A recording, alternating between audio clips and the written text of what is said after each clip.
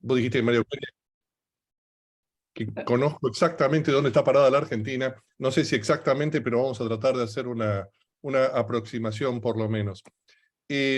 Lo primero, a ver, yo tengo 17 años de trabajo en IBM, 2 en Argentina y el resto he estado en Latinoamérica, en Estados Unidos, en Europa, y también he hecho algunas cosas puntuales en Asia, en un periodo que va desde fines de los 90 hasta el 2016. Ahora van a ver por qué les pongo el periodo.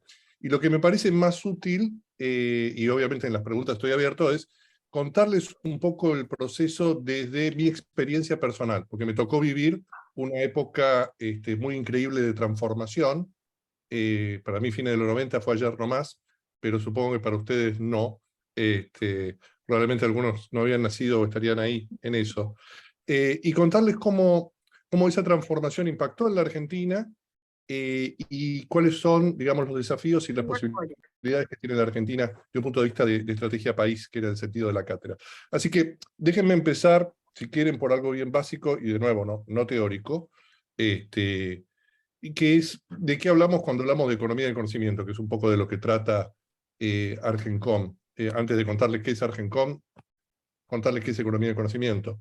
Mucha gente, uno dice economía del conocimiento, cierra los ojos y lo que imagina es a Steve Jobs, o a Galperino, o a Migoya, es decir, tecnología, una polera negra, jeans, y algo que tiene que ver con eso. Cuando en realidad es un fenómeno bastante más complejo, y que, como les decía, yo tuve la suerte de experimentar dentro de la industria de tecnología. Y esto es algo que sucede en los 90, quizá hay un libro que en ese momento era nuestra Biblia, que se llamaba Ser Digital, de Negroponte, cuya fecha es 1995, que es la época en que empieza Internet, porque, aunque no lo crean, hubo un mundo sin Internet, donde hay 3 factores que se combinan, y que van a cambiar definitivamente o van a crear o sentar la base de la economía del conocimiento, y van a cambiar la perspectiva de Argentina como país en algunos puntos. Esos 3 elementos son la velocidad de procesamiento, un tema técnico, pero en algún momento hay un break tecnológico que permite cada vez una mayor, en forma casi geométrica, capacidad de procesamiento. Lo que antes era mainframe se va achicando hasta lo que hoy tienen sus teléfonos celulares. En las décadas del 90 no teníamos prácticamente telefonía celular y no teníamos definitivamente smartphones. Lo segundo es la capacidad de almacenamiento. Para ustedes todo esto son dados, pero estos fueron enormes revoluciones, que es la capacidad de acumular datos. Imagínense, esto se ha dicho 1000 veces, que la misión Apolo que fue a la Luna tenía mucha menos capacidad de procesamiento y de almacenamiento que la que tienen ustedes en el teléfono que tienen en el bolsillo. Y la tercera es la conectividad. ¿Sí? Internet sale en el año 1994, 1995, y esas 3 cosas transforman la economía desde 2 puntos de vista. Y yo voy a hacer mucho hincapié en una, que me parece que no se habla tanto y que yo creo que para la Argentina como país es la más importante. Cuando uno veía las perspectivas de futuro en la década del 80, y les pongo un ejemplo, para ustedes es todo vintage, pero la película Volver al Futuro 2, las escenas lo que tenían eran máquinas de fax. Yo supongo que ustedes habrán visto alguna vez fax. La casa de una persona tenía faxes por todos lados, aún en el baño. O sea, esta persona visualizaba el futuro como el fax.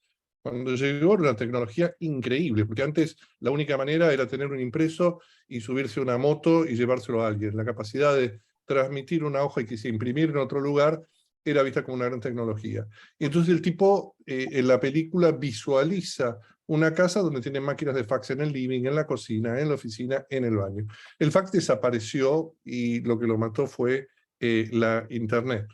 La Internet, como les decía, surge a mediados de los 90. Surge, ahora hablo desde la práctica, ¿no? O sea, ustedes piensen, yo tengo 60 años. Cuando yo empecé a trabajar, se me dio el pasaje de la máquina de escribir a la computadora personal, y eso fue una revolución en sí misma. Y después, como decía, unos años después, 7 u 8 años después, el tema de Internet. Cuando surge Internet se ve como un medio de transmitir información, estoy hablando desde el punto de vista laboral. Los correos electrónicos fue lo primero, era como, bueno, esto es una gran máquina de correos global. Inmediatamente empezó el tema de información. En esa época empiezan los portales de noticias. Traten de retroceder a un momento de edad de piedra donde no había todo lo que ustedes ven ahora. Y enseguida se empezó a ver la capacidad económica y comercial de Internet. O sea, fíjense que las primeras, Internet, como ustedes saben, es creada en Estados Unidos y hasta tiene una perspectiva militar. Hay una segunda que es una perspectiva académica de universidades, de compartir información, y recién después empieza esta perspectiva económica que pasa por, digamos, información, publicitar, los websites de los negocios, y después la Internet transaccional. Y ahí nace todo esto con una enorme rapidez. Quiero darles una idea de rapidez. En solo 3 o 4 años nacen estas primeras compañías .coms, ¿sí? Donde ya no es el edificio físico, sino que todo se crea en ese espacio. Y en paralelo a esto sucedía algo que querría saber si ustedes lo escucharon hablar, que en su momento fue álgido, y hoy nadie se acuerda, que era lo que llamaba la crisis del año 2000. ¿Alguien escuchó hablar de eso? Levante la mano. Sí. Year 2000. Sí, vos sí. Bueno, la crisis del año 2000 simplemente eran los viejos mainframes, o viejos mainframes. Todas las computadoras, desde la época que se hicieron, se programaron. Imagínense computadoras que están manejando aeropuertos, bancos, sistemas militares, toda la administración civil. Estaban programados, su calendarización, para 1900. Entonces dice que cuando llegara al 00 del año 2000, la computadora se iba a volver loca porque no iba a saber si leer 1900 o 2000 que no estaba programada. Entonces la gente esperaba que eso produjera una disrupción absoluta, que las computadoras se cayeran y hubiera crisis, como le digo, con todos los mercados. La solución a eso era fácil, pero difícil. Fácil desde el punto de vista de programación, lo único que había que hacer era sentarse frente a la máquina, ir a la línea de código, buscar donde decía 00 y agregar 000. Un poco más complejo, pero eso. Simple. El problema es que la escala para hacer eso era geométrica. ¿Qué quiero decir? Era masivo. Imagínense la cantidad de gente. Y no había cantidad de gente para hacer ese trabajo que desde el punto de vista de programación no es nada sofisticado. Entonces, la crisis del año 2000, le digo que en su momento muchos hasta tenían visiones apocalípticas, que era el final del mundo moderno, requirió un montón de mano de obra de programadores, ¿sí? Y acá estamos en mediados de los 90, o sea, empieza todo lo que yo les dije. Recuérdense, acaba de empezar Internet, con este procesamiento, almacenamiento y conectividad, va la evolución de Internet como una herramienta de información o una herramienta de transacción, compañías, y se usa Internet para conseguir mano de obra para hacer esto, porque Estados Unidos no tenía suficientes programadores. ¿Dónde estaban los programadores en esa época que nadie sabía? Y en un país muy lejano llamado la India. Que la India no era la India que conocen ustedes. La India de ese momento era Gandhi. No tenía nada que ver con tecnología, no tenía nada que ver con programación. Salvo que tenía un sistema de educación que había formado, y un país de población muy grande, una enorme cantidad de ingenieros y programadores. Entonces, por primera vez en la historia, se utiliza una masa laboral en un lugar, en India, para solucionar un problema en otro lugar, que era básicamente Estados Unidos y Europa. No hubo una crisis del año 2000, digamos, hubo alguna disrupción aquí y allá, pero muy menor. Se hizo ese trabajo a escala mundial. A principios de los 2000 sucede el dot-com crash, otra cosa que fue muy impresionante en esa época, que fue básicamente una crisis financiera. Yo quiero mezclar los aspectos tecnológicos con los económicos, con los financieros, y ahora vamos a bajar a Argentina, cómo afecta todo eso.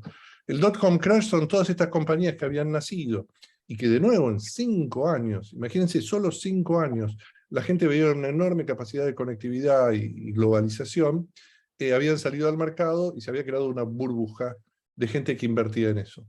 Y obviamente ya había .coms de lo que se imaginen. Yo en esa época, a fines de los 90, era director de IBM para Latinoamérica Sur, y les digo, sinceramente, me llamaban amigos míos, che, ¿no querés ser gerente general de una empresa? Y uno era muy joven. Claro, eran todas empresas .coms, que era una idea en un bar, y de hecho hubo un ajuste muy grande, como les digo, en marzo del año 2000, con el .com crash. Cuando pasa todo esto que les cuento, y ahora es un poquito donde me quiero detener, a esta velocidad y con este ruido, con un poco decanta el .com crash, la crisis del año 2000, ¿Qué es lo que queda? Estoy hablando de los primeros años del milenio. Lo que queda es que Internet, más allá de ser una red de información, más allá de ser un instrumento transaccional económico, se convirtió en una infraestructura global, y con infraestructura es infraestructura. Piensen en un puente, piensen en una infraestructura global sobre la cual uno puede montar servicios que antes no se podían montar, con lo cual permite masivamente, por primera vez en la historia, la exportación de servicios. Antes, para exportar un servicio, digamos, un contador, y tenía que tomarse un avión e ir a otro país y dar sus servicios de contaduría. Como se dan cuenta, eso era, no sé, hiper especialista pequeñísimo. Ahora, por primera vez, en forma masiva, se pueden prestar servicios, ¿sí?, de un país a otro. Entonces, esa idea de Internet como infraestructura, me gustaría que es el primer concepto que me gustaría remarcar. Parece poco tecnológico, parece muy analógico, pero quiero hacer un poquito ese juego. Uno a veces se emboba con la tecnología, con el gadget, y cuesta ver cuál es el fenómeno económico detrás, en el cual la tecnología es simplemente un habilitador, ¿sí? ¿Qué es lo que sucede? Y ahora sí, economía del conocimiento, yo diría hay como 2 o 3 grandes características debido a esta infraestructura. La primera es lo que se llama la desmaterialización, ¿no?, del trabajo. O sea, cada vez más el valor agregado, cada vez más la retribución económica del trabajo se da a tareas de servicios, ¿sí? Más que a la producción física. La producción física va quedando más, y a medida que va evolucionando el tiempo, en robotización e inversiones de capital, y el talento humano va más a tareas que pueden ser desde diseño hasta, no piensen solamente de nuevo en tecnología, programación o software, digamos, todas tareas de servicios, que han tenido un upgrade porque, de nuevo, ahora se han transformado en algo que es global, un servicio que, hay servicios que continúan siendo absolutamente locales, el peluquero, por ejemplo, pero una enorme cantidad de servicios han pasado a ese ámbito, y esa desmaterialización es lo que permite montar, digamos, a la infraestructura y exportarla. La segunda es la deslocalización, perdón, 7:20 de la mañana, que es el tema de que lo geográfico no tiene una influencia demasiado relevante. Estamos acá todos reunidos, esta es una pequeña muestra piloto. Yo les hablaba recién del año 2000, que es la cosa más importante del año 2000 es esta, que por primera vez en la historia se utiliza esa masa, si quieren, de programadores, trabajadores que están en la India, y ponen a la India tecnológicamente en el mapa. Y a partir de ahí, ahora les voy a contar un poco lo que pasa en la historia de Hong Kong. Y de la misma manera, se produce este tema donde lo geográfico, si bien continúa existiendo, económicamente se relativiza. Y eso tiene, estos 2 elementos, la desmaterialización y la deslocalización, son de una importancia enorme para la Argentina como país, y para pensar la estrategia país, ¿sí? Ahora lo vamos a bajar, pero digo, no afectan igual a todos los países. Así como a la India le cambió la vida, por decirlo de alguna manera, a la Argentina le plantea también oportunidades, que vamos a charlar en un minuto. Cuando hablamos de servicios, yo entré de bajarlo un poco, y yendo aún hasta la categorización, si quieren, aduanera de servicios, uno habla de 4 servicios. Yo quiero irlo bajando un poquito. Uno son los servicios de tecnología, que es programación de software, sí, es programación de software, pero también es servicio de tecnología en sentido amplio. Les digo una cosa que hacíamos, por ejemplo, en IBM, cuando empieza este mundo. Nosotros teníamos data centers enormes, un data center muy grande en la Argentina, y uno enorme en la India. Lo que se empezaba a hacer era que la gente que manejaba los data centers switchaba, como decíamos, de un país al otro. ¿Qué quiere decir? Les dejábamos que los hindúes manejaran un rato mientras nos íbamos a dormir. Todo el data center que está en la Argentina se operaba remotamente desde la India, y viceversa, ¿sí?, haciendo los cambios de shift o de turnos. Entonces, esos son servicios de tecnología. La gente no está programando, está manejando un data center en forma remota. Entonces eso, y como eso hay muchos servicios de tecnología, que de nuevo no es solo el desarrollo de software. Digo porque cuando uno piensa, no, economía del conocimiento es tecnología, tecnología es software, software es programador. Si hago un curso de 3 meses, soy programador, tengo software, tengo tecnología, estoy en la economía del conocimiento y me vuelvo rico. Y es una secuencia que es un poco más compleja que eso. La segunda, y este orden es un orden meramente casual, tipo de servicios son los servicios profesionales. Servicios profesionales son los que darán ustedes como administración de empresa o administración o economía. Son contadores, son médicos, son abogados, son diseñadores, son todo servicio profesional que se les pueda ocurrir, ¿sí? Esa masa de servicios, que de nuevo, la infraestructura global que es la Internet, ponen un valor distinto. La tercera es lo que se llama culturales, y ahí para simplificarlo es todo lo que es la producción de contenidos audiovisuales, en general, son la mayoría. Y después está el cuarto rubro, si quieren, es propiedad intelectual, ¿sí? Regalías o patentes, que es las ideas que uno patenta. Y esos son los 4, es como clasifican hoy los gobiernos, digamos, los servicios. Entonces tenemos este tipo de economía, donde, digamos, se ha vuelto servicios. Ahí viene un poco la expresión as a service, ¿no? Todo es as a service. Ustedes ya están acostumbrados, digamos, pero el hecho de que en mi época el software se compraba en una cajita, después se hacía un download, y ahora ni siquiera se hace un download porque directamente uno va a la nube y compra el servicio de nube, y de hecho el sentido de propiedad que tenía yo cuando tenía 20 años es diferente del actual. Uno tenía un orgullo muy grande por tener sus discos de vinilo cuando era adolescente, o después los CDs. Hoy tenés Spotify, no tenés ningún. Y qué sé yo, a mí todavía me gusta tener ahí atrás la biblioteca, y hoy, digamos, no es necesario eso. Se van transformando en servicios que uno paga, ni qué decirles Netflix o lo que sea, y es parte de esta desmaterialización. Ahora bien, algunas cuestiones de este tipo de operaciones es qué es lo básico, qué es lo más importante para la economía del conocimiento, para engancharse en este proceso. Y ahí es muy simple y también muy complejo, que es el talento, ¿sí?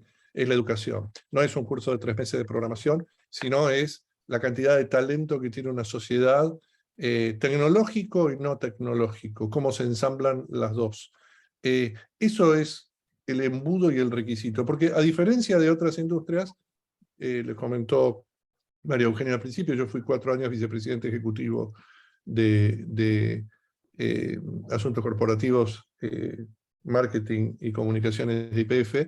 En el campo, por ejemplo, de la energía, uno necesita enormes inversiones. Vaca Muerta requiere enormes inversiones upfront. Para empezar a hablar hay que poner un montón de dinero arriba de la mesa. Y después obviamente se vuelve un negocio muy redituable. Lo mismo si uno quisiera la industria automotriz.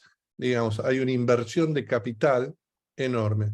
En este mundo no hay prácticamente inversión de capital. Ustedes pueden alquilar el lugar, tener una buena conexión y equipos, que no son equipos muy, muy sofisticados, todo el resto se contrata en la nube. Entonces digo, no son sumas, cualquiera puede abrir una operación grande. Lo que importa fundamentalmente es tener el recurso del talento. Y después, obviamente, todo lo que han estudiado ustedes, aunque no lo crean, organización, sistema de gestión, es decir, crear empresas que funcionen con esta nueva dinámica. Voy redondeando esto y vamos a bajar a la Argentina, así cumplo un poco el tiempo, que estoy un poquito pasado.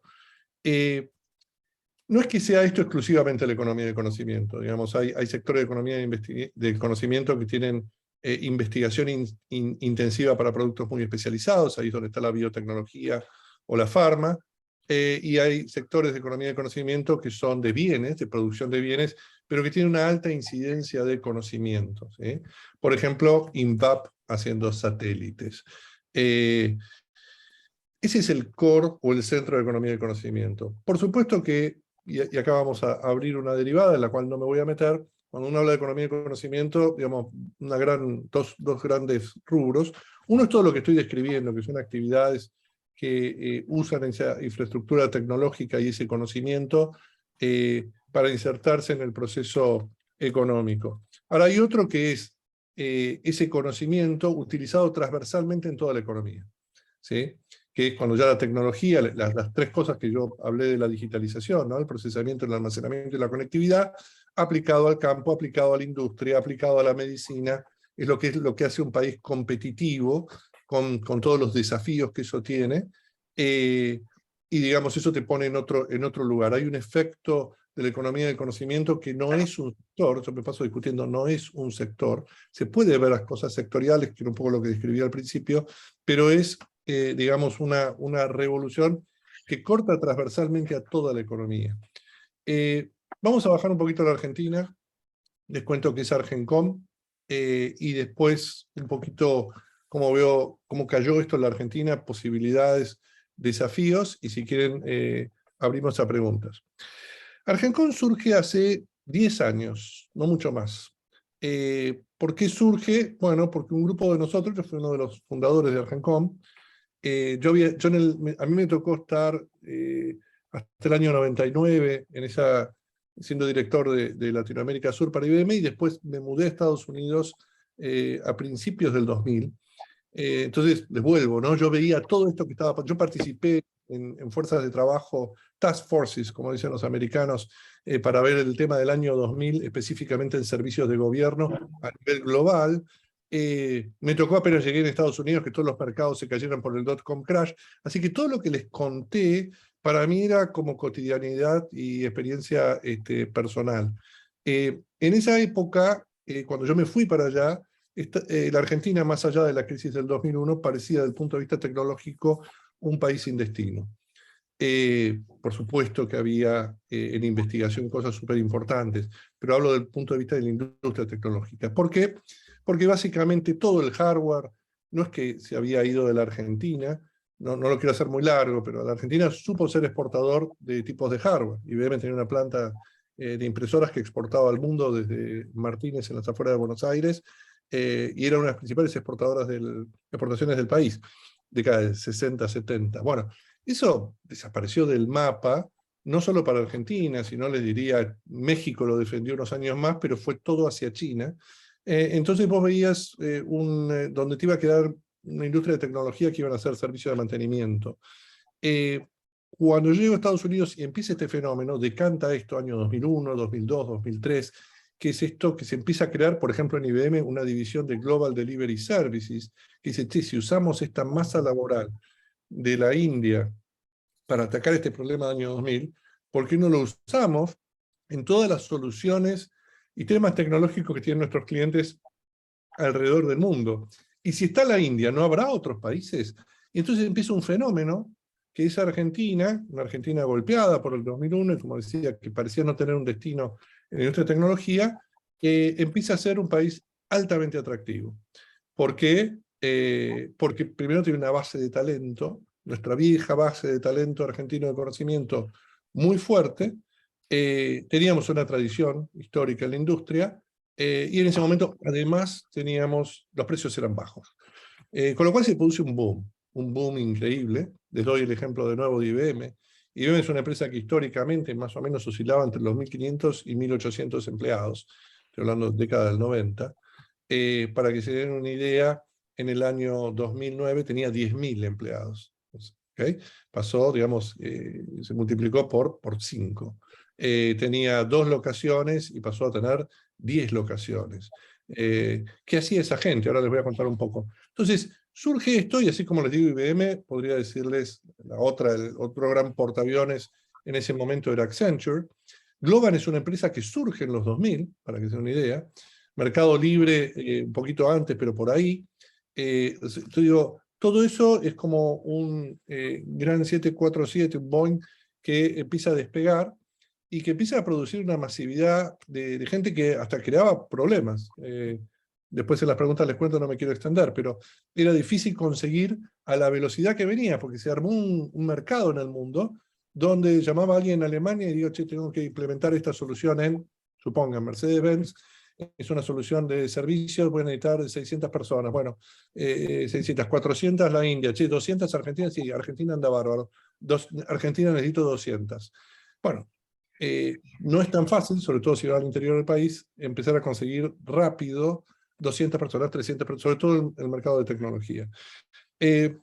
Argencon se fundó porque nos dimos cuenta de este fenómeno trabajando, no es que era una teoría, y empezamos a ver un cierto estancamiento, porque Argencon se crea a fines del 2011, principios del 2002, porque se estancó un poco ese crecimiento meteórico, y se creó como una asociación de todos los que exportábamos servicios gracias a esta nueva infraestructura.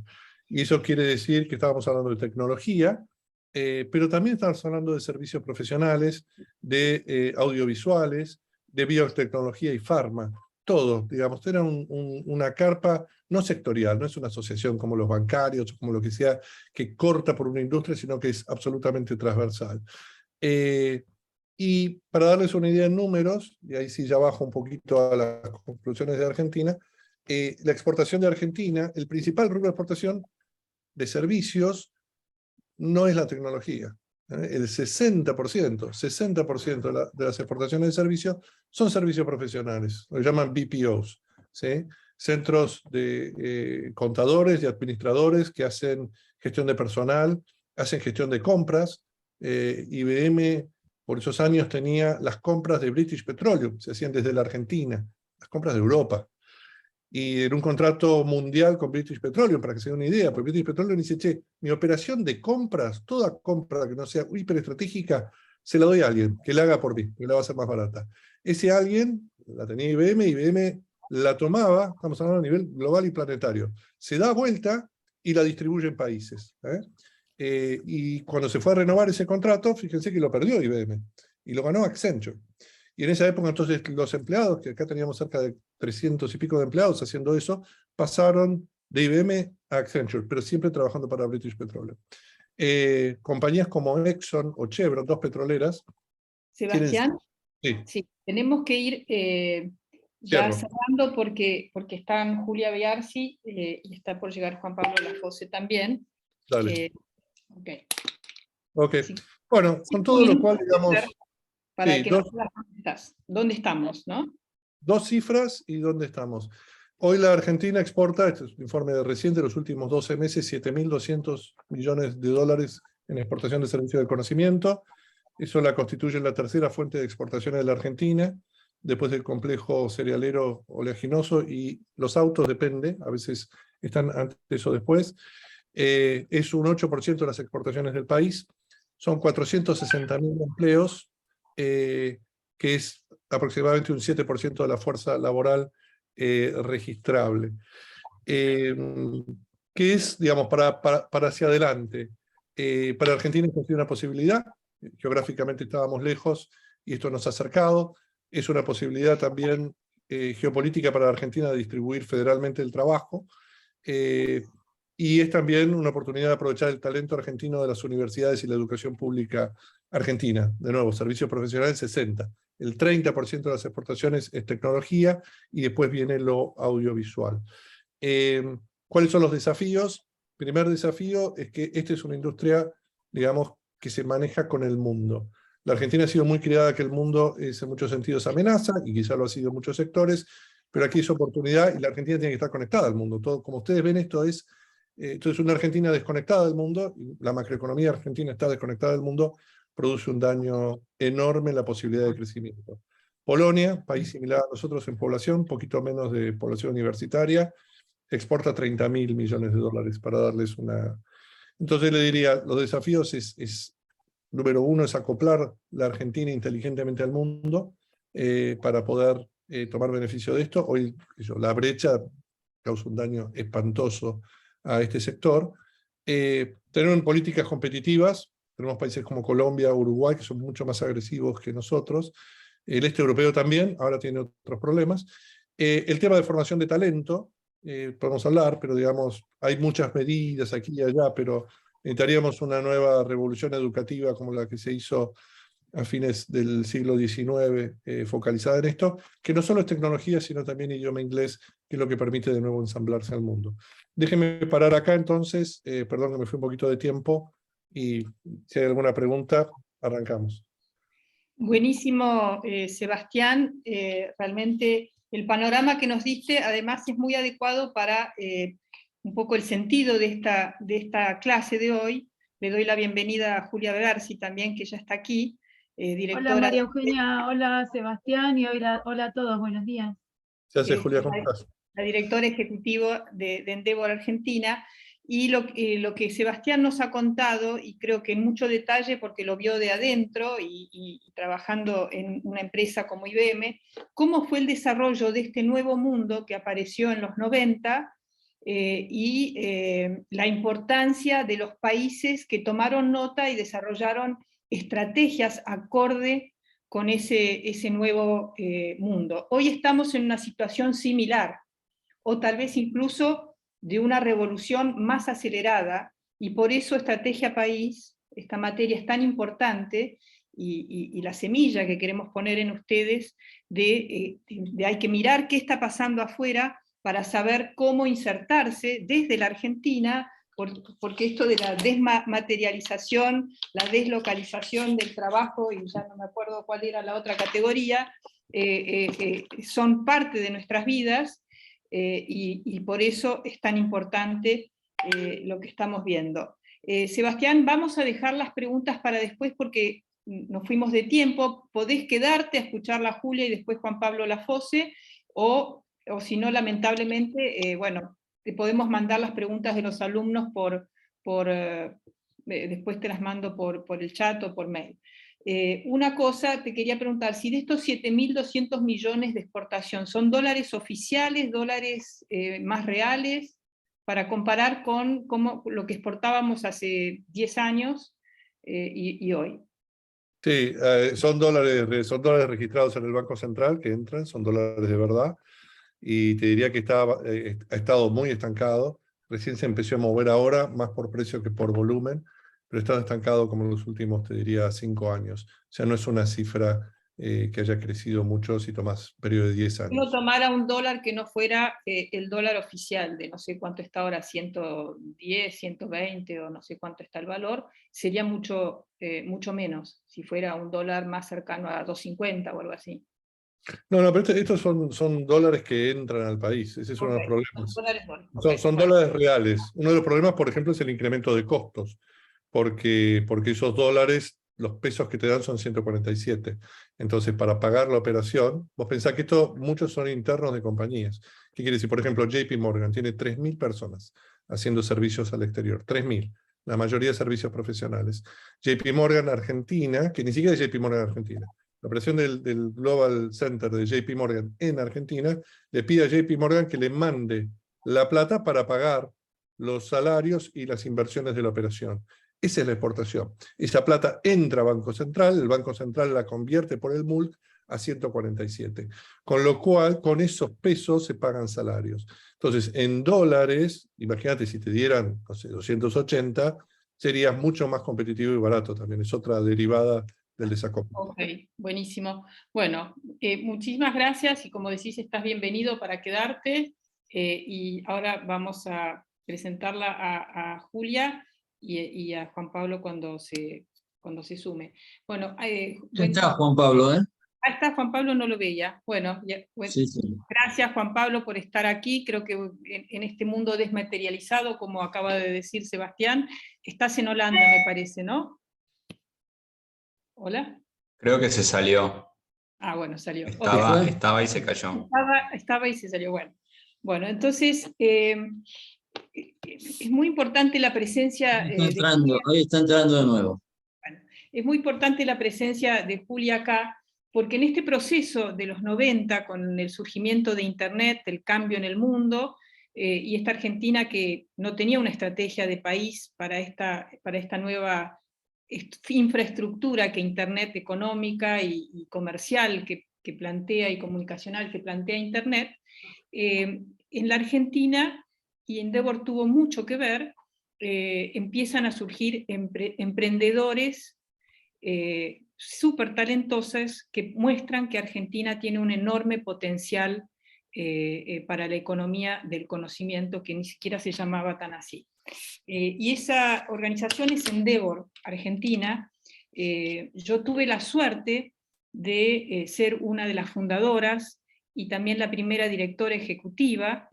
cuando en el 1998, dos americanos, Linda y Peter Kellner, que tenían 27 años de edad, acababan de terminar la universidad, un poco como ustedes ahora, tenían esta idea de crear una organización mundial desde Estados Unidos que identificara en países en desarrollo emprendedores de alto potencial que generalmente en sus países no tenían ningún apoyo, podían tener una buena idea, pero como no tenían ni una cultura emprendedora, ni acceso a conocimiento, ni contactos, y menos a fondos, financiamiento o redes internacionales, generalmente no podían hacer crecer sus empresas en un mundo que estos jóvenes ya veían que era un mundo de redes.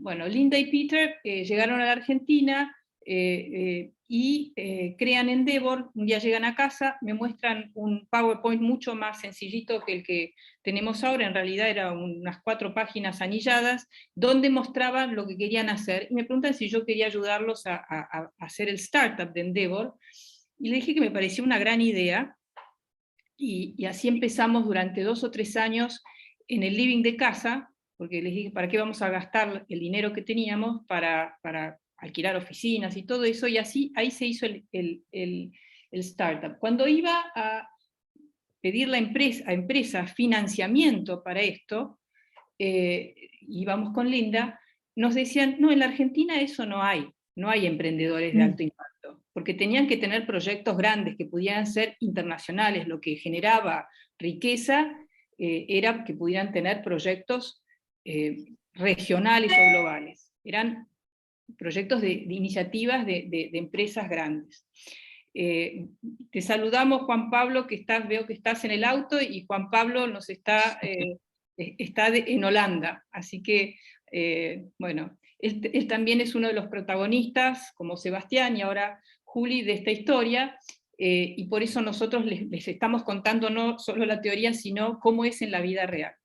Bueno, cuando íbamos con Linda Rottenberg a decirles, bueno, estamos creando esta organización, no sé, en la Argentina no hay eso, no van a encontrar. Bueno, uno de los primeros emprendedores, en realidad fue el segundo emprendedor que identificamos a través de contactos, fue Wenceslao Casares. Hablando de los inicios de Internet. Wenceslao Casares había crecido en la Patagonia, y su padre era loco por las computadoras, había armado una red en el campo, a 300 kilómetros de Esquel, en el desierto, una red interna, armaba cosas, bueno, y él y sus hermanas habían tenido la locura de la computación. Con una beca fue a estudiar a San Andrés con sus hermanas, en una feria de tecnología. Las hermanas y él vieron una computadora conectada a otro país y que se mandaban mensajes, y les pareció que eso era tan alucinante, y la primera vez, pero el año más o menos, ya no me acuerdo, 95 o 94, vieron eso y no lo podían creer, averiguaron, este era un servicio que prestaba para empresas, Entel, no me acuerdo, sí, creo que era de Entel, todavía, la empresa estatal o algo por el estilo, y decidieron que ellos si eran empresas, se podían conectar a este servicio, y desarrollaron desde su departamento de estudiantes uno de los primeros servicios de Internet que le daban a usuarios, como ellos, jóvenes que querían conectarse a Internet. Esa fue la primera empresa que creó Wenceslao. Y la segunda fue Patagon.com, un servicio, una plataforma de Internet, un e-commerce para servicios financieros, para comprar y vender acciones. Había un modelo en Estados Unidos, fue ahí cuando lo encontramos en Endeavor. Yo me acuerdo que los americanos, que eran algunos de los que venían a mirar las empresas, eran expertos en venture capital, decían, qué genial, Wenceslao, decía, ¿cómo van a vender acciones por Internet? Decía yo, la Argentina, si en realidad el mercado de capitales es muy chico, no es como en Estados Unidos que todo el mundo compra y vende acciones, y qué sé yo, acá es algo muy acotado, y además solamente el 2% de la población estaba conectada a Internet en ese momento. Tenía un Internet que era además era muy, ya no me acuerdo cómo se llamaba, había que discar, era complicadísimo. Bueno, Wenceslao crea esta empresa con Constancio Larguía, No venden ninguna acción, pero se desarrollan en toda Latinoamérica rápidamente gracias al apoyo de Endeavor, que les dio contactos en distintos países y los ayudó en que era parte de lo que tenían que hacer, desplegarse rápidamente a otros países, consiguen financiamiento, y 3 años después se la venden al Banco Santander, que no entendía qué pasaba con esto de la tecnología, lo digital, por $750 millones. Se imaginan, estos chicos que habían dejado la universidad, nunca volvieron, que tenían, eran de su edad exactamente, y que hacían el deal más increíble en Latinoamérica. Bueno, a los pocos días fue el crash, el boom, pero ellos vendieron justo, creo que 3 o 4 días antes, fue una cosa así. Y Endeavor encontró otros grandes emprendedores, como Marcos Galperín, que fuimos a un garage, donde decía, yo quiero crear la empresa más grande, mostrar que desde Argentina se pueden crear empresas de altísimo valor económico y de calidad mundial desde Argentina, y después en el 2003 fueron los Globant, y bueno, un montón. Pero gracias a la calidad de los emprendedores argentinos, Endeavor, que el startup se hace en Argentina, el prototipo se hace en Argentina, puede desplegarse rápidamente a Brasil, a Chile, que había empezado al mismo tiempo pero no despegaba, después a Colombia, a distintos países. Hoy está, Julia nos va a contar el despliegue, en todo el planeta. Se han creado también ciudades en el interior de Estados Unidos que estaban muy lejos de la economía del conocimiento y necesitaban modernizarse, pero la Argentina, en esta red mundial, tiene un lugar preponderante porque los emprendedores argentinos siempre han estado como un paso adelante de todo lo que ha ido pasando en Endeavor en el mundo. Les cuento esta historia porque es parte del libro Argentina Innovadora, que yo les digo, mucho de lo que cuenta no es para hacer un chivo, como decimos los periodistas, sino porque acá está esta historia, este potencial que tiene nuestro país, y que, bueno, como tantos otros potenciales no lo estamos aprovechando. Muchos de estos jóvenes emprendedores que en el 2015, con Silvia Neistat, cuando escribimos Silvia, decíamos, la Argentina tiene todo para ser un líder en la economía del conocimiento, como Israel, como los países que hemos visto, Irlanda, etc., porque tiene estos emprendedores y tiene además un sistema científico de calidad. Pero no es la estrategia de país que hemos pensado por ahora, pero ese potencial está ahí latente. Julia, nos encantaría que nos María cuentes... Eugenia, ¿cómo estás? Gracias. Bueno, has dado una intro espectacular sobre Endeavor, obviamente, cómo no, si fuiste la fundadora, si fuiste la primera directora ejecutiva.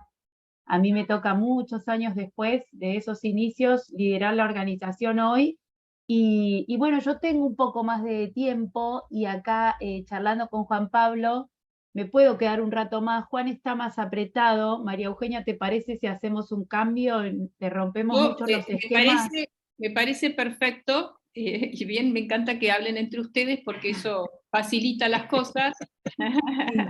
Sí, yo no tengo problema, me va a encantar escucharlo a Juan, y yo creo que también venimos de escuchar a Seba, y escuchar a un hacedor, a un gran referente de este movimiento emprendedor argentino que está haciendo grandes disrupciones bueno, ya nos va a contar Juan, me parece interesante escucharlo, y después voy yo con otra visión y sobre Endeavor. ¿Les parece? ¿Te parece, María Eugenia? Sí, me parece muy bien. Bueno, te voy a presentar a Juan Pablo, y tal vez voy a empezar él es un emprendedor, como se dice, un emprendedor serial, pero que ha tenido como una constante en el rubro turismo. Y si no me equivoco, Juan Pablo, cuando yo te conocí, allá por los 90, él era parte de una empresa, no sé si fuiste cofundador, que se llamaba Asatej, y que era una red de hostels o algo por el estilo, ya no me acuerdo exactamente bien, de turismo, pero un turismo para jóvenes estudiantes, y después se fue convirtiendo en una agencia de turismo, pero siempre para ese rubro de jóvenes que viajaban por el mundo, de un presupuesto bajo, y nosotros los vimos cuando en mi época los vimos varias veces para tratar de incorporarlos y ver cómo ellos podían montarse a este mundo digital. Tenían esta visión interesante que era el nicho o el mercado que era muy grande de los jóvenes viajeros. Cuando yo me fui de Endeavor, todavía no habían pasado todo el sistema de selección, porque bueno, no veíamos que podían hacerlo. Creo que Juan Pablo puede tal vez contar más. Después fue fundador de Almundo, de Travelex y Newtopia, que son donde está ahora, y está el año pasado, o el semestre pasado, que vino Pato Jutart a dar como invitado a esta clase, él contó que Juan Pablo estaba anunciando una nueva empresa de un sistema por blockchain para comprar y vender pasajes, reservas de pasajes, o cuando uno tiene que cambiar el pasaje, ahora nos va a explicar muy bien, en el Arco de Triunfo en París. Y yo dije, ¿qué comen estos chicos que pueden inventar estas cosas que a nadie se les ocurrió? Y no solamente desde la Argentina, sino en otros lugares del planeta, y así fue como pensé, bueno, será una gran idea que venga a la clase el próximo cuatrimestre. Así que acá te tenemos, Juan Pablo, en Holanda, y estamos listos para saber exactamente de dónde venís y qué estás haciendo ahora. Bueno, buenísimo. Muchas gracias, María Eugenia. Muchas gracias, Julia, también. A ver, como vos decías, digamos, nos conocemos hace muchos años, en la época que arrancamos ahí en los 90 SATEG, con Eduardo Viravén, justo, digamos, todo el inicio del proceso con Endeavor.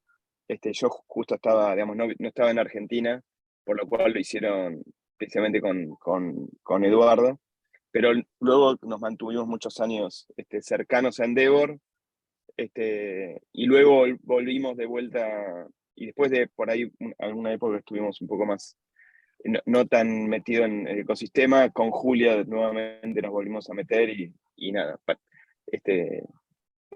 nada, muy contentos y orgullosos de todo lo que ha hecho Endeavor y sigue haciendo Endeavor por los emprendedores y por el ecosistema desde la época de Linda y de tu época, María Eugenia. Así que un gusto, buenísimo tu libro, ya te lo dije un par de veces, y cómo seguís aportando.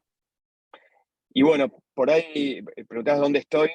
Creo que cuando entré a la charla, y que vos estabas hablando de la desmaterialización y la deslocalización del trabajo, y creo que el ejemplo mío en este momento no puede ser mejor, ¿no? O sea, en realidad, en este momento estoy en Palma de Mallorca, vengo de hacer una presentación en el World Aviation Festival en Ámsterdam, luego estuve el fin de semana en París, ahí vino mi familia, de ahí vinimos para acá, para Palma, que tenemos reuniones con 3 líneas aéreas locales acá en Palma, y estoy aprovechando, ¿no?, para mezclar esto de viajar con la familia mientras trabajo, y nada, y estoy en el auto porque frené entre un pueblo y otro pueblo, hoy es feriado en España, y no tengo reuniones para conectarme con ustedes, y en 2 horas me conecto con Argentina para tener la weekly. Bueno, nada, me parece que este tema de la deslocalización y la desmaterialización del trabajo es una enorme oportunidad para los emprendedores argentinos, ¿no? O sea, desde la época de Wences, desde la época de Marcos, la época, ¿no?, de esa primera tanda de unicornios o de emprendedores argentinos, en la cual Endeavor y vos, María Eugenia, estuviste muy involucrada, se ha podido demostrar que se puede emprender, ¿no?, desde a nivel regional o a nivel global, de cualquier lugar del mundo, ¿no? Pero esto hace 20 años, o hace casi 25 años, era mucho más difícil, porque, o sea, no existía Zoom, Internet estaba a otra velocidad. Cuando nosotros creamos Osatec, mandábamos fax, ¿no? O sea, y hacíamos la reserva por teléfono, y creamos la compañía de viajes más grande de Argentina, con operaciones en Estados Unidos, en España, en México, en Chile, en Uruguay. Digamos, hicimos la primera compañía internacional de viajes desde Argentina, fue Osatec. Y atrás nuestro vino Despegar, ¿no? Y Despegar fue como la agencia de los años cero, nosotros fuimos como la agencia de los años 90, y es muy divertido porque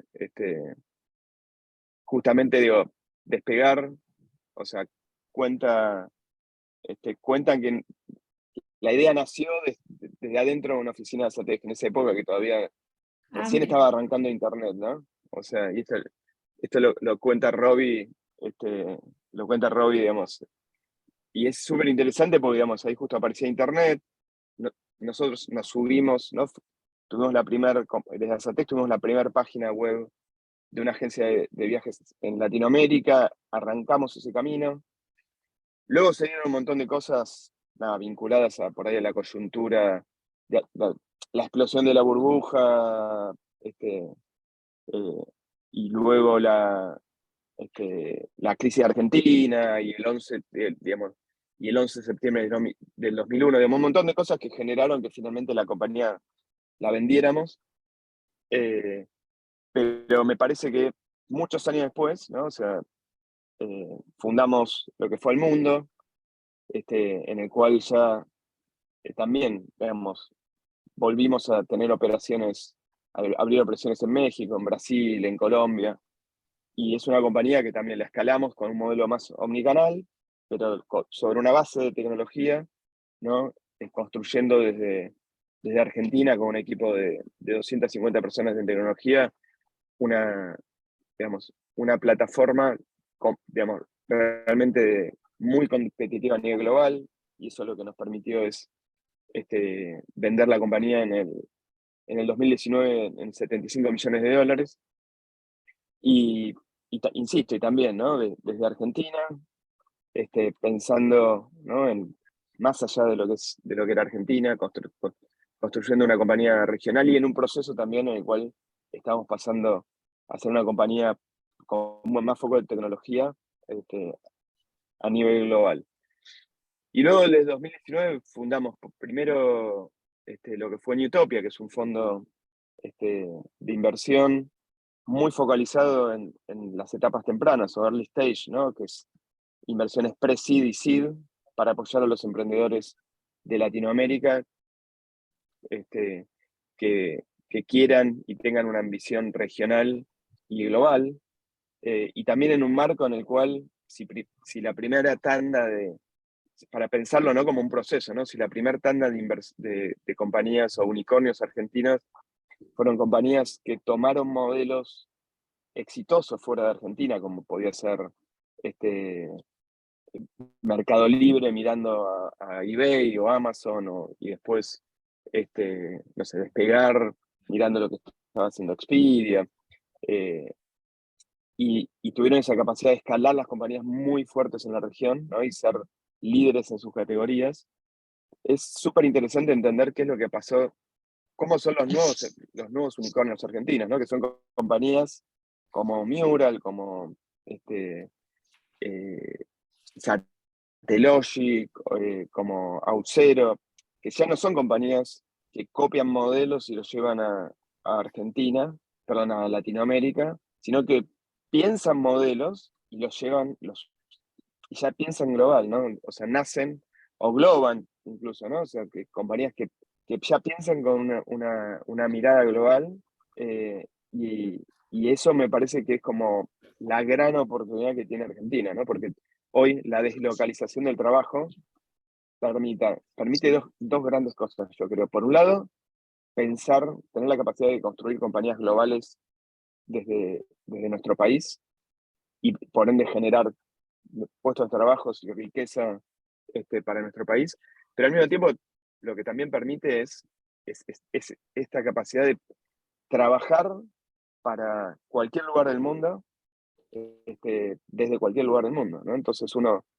puede trabajar para una compañía inglesa desde Villa Langostura, si quiere, ¿no? O sea, cobrando en libras, y viviendo en pesos, o la moneda que exista por estos lugares, y al mismo tiempo, de esa manera, no solo generando buen trabajo, digamos, o teniendo trabajo, sino también generando trabajo a partir de todas las cosas que se pueden hacer, que insisto, no es necesario generar un unicornio para crear una compañía desde Argentina para el mundo, ¿no? Se pueden crear compañías, pymes, pequeñas compañías que den servicios globales, que tengan esta capacidad de pensar dónde hay oportunidades, ¿no? Y para empezar a arbitrar todo lo que tiene que ver con tener costos más bajos, ¿no? Y tener una clase media súper talentosa, muy tremendamente, digamos, con un gran nivel de educación, aunque ha ido deteriorando en estas últimas décadas, para crear y pensar globalmente. Entonces, a mí me parece que eso debería ser como algo que tiene que estar muy claro, y algo para recalcar para cualquiera que quiera emprender o generar compañías desde Argentina. Y un poco, digamos, estaba contando que creamos Newtopia, hoy ya invertimos en 54 compañías. Bueno, primero, digamos, invertimos a través de Yagu, que era una aceleradora con Sasha Spitz, y luego creamos Newtopia, que ya invertimos en más de 50 compañías en toda Latinoamérica, de las cuales un gran porcentaje son emprendedores argentinos que arrancan la compañía en Argentina, ¿no? O arrancan directamente la compañía en otro país de la región o en otro país del mundo, desde Argentina o viviendo en otro país, ¿no? Entonces, hoy estamos apoyando estas compañías, generamos una gran comunidad, hay muchas cosas que nos emparentan en ese sentido con Endeavor, o sea, nuestro foco es más en la inversión, pero siempre pensando en cuánto todo el valor que los emprendedores pueden generar para nuevos emprendedores. O sea, no, Pato, yo, Mariano, digamos, en general somos personas que venimos con una historia dentro del ecosistema y que independientemente de pensar en Newtopia como negocio, realmente lo pensamos como una forma de devolver a la comunidad, ¿no? Y para ayudar a los nuevos emprendedores, porque vemos que claramente el impacto o la capacidad de transformar la realidad que hoy tienen los emprendedores cada día es más relevante, y cada día es menos relevante el rol de los estados en la región y el mundo. Entonces, tener la capacidad de apoyar a estas nuevas camadas de emprendedores, al final del día, como también hablaban ahí al principio, es una forma no solo de generación de divisas, sino de generar trabajo, sino de realmente tener la capacidad de transformar la realidad y transformar y generar un impacto social más allá de un impacto económico. Bueno, y eso es lo que hemos hecho a través de Newtopia, y estamos haciendo a través de Newtopia, con grandes emprendedores como Pato Yutar, Diego Noriega, y personas que han aportado y siguen aportando muchísimo el ecosistema, como Jorge Aguado, Mariano Mayer y Sasha. Y bueno, y mi último emprendimiento es Travelex. Travelex la fundamos el año pasado, precisamente a partir de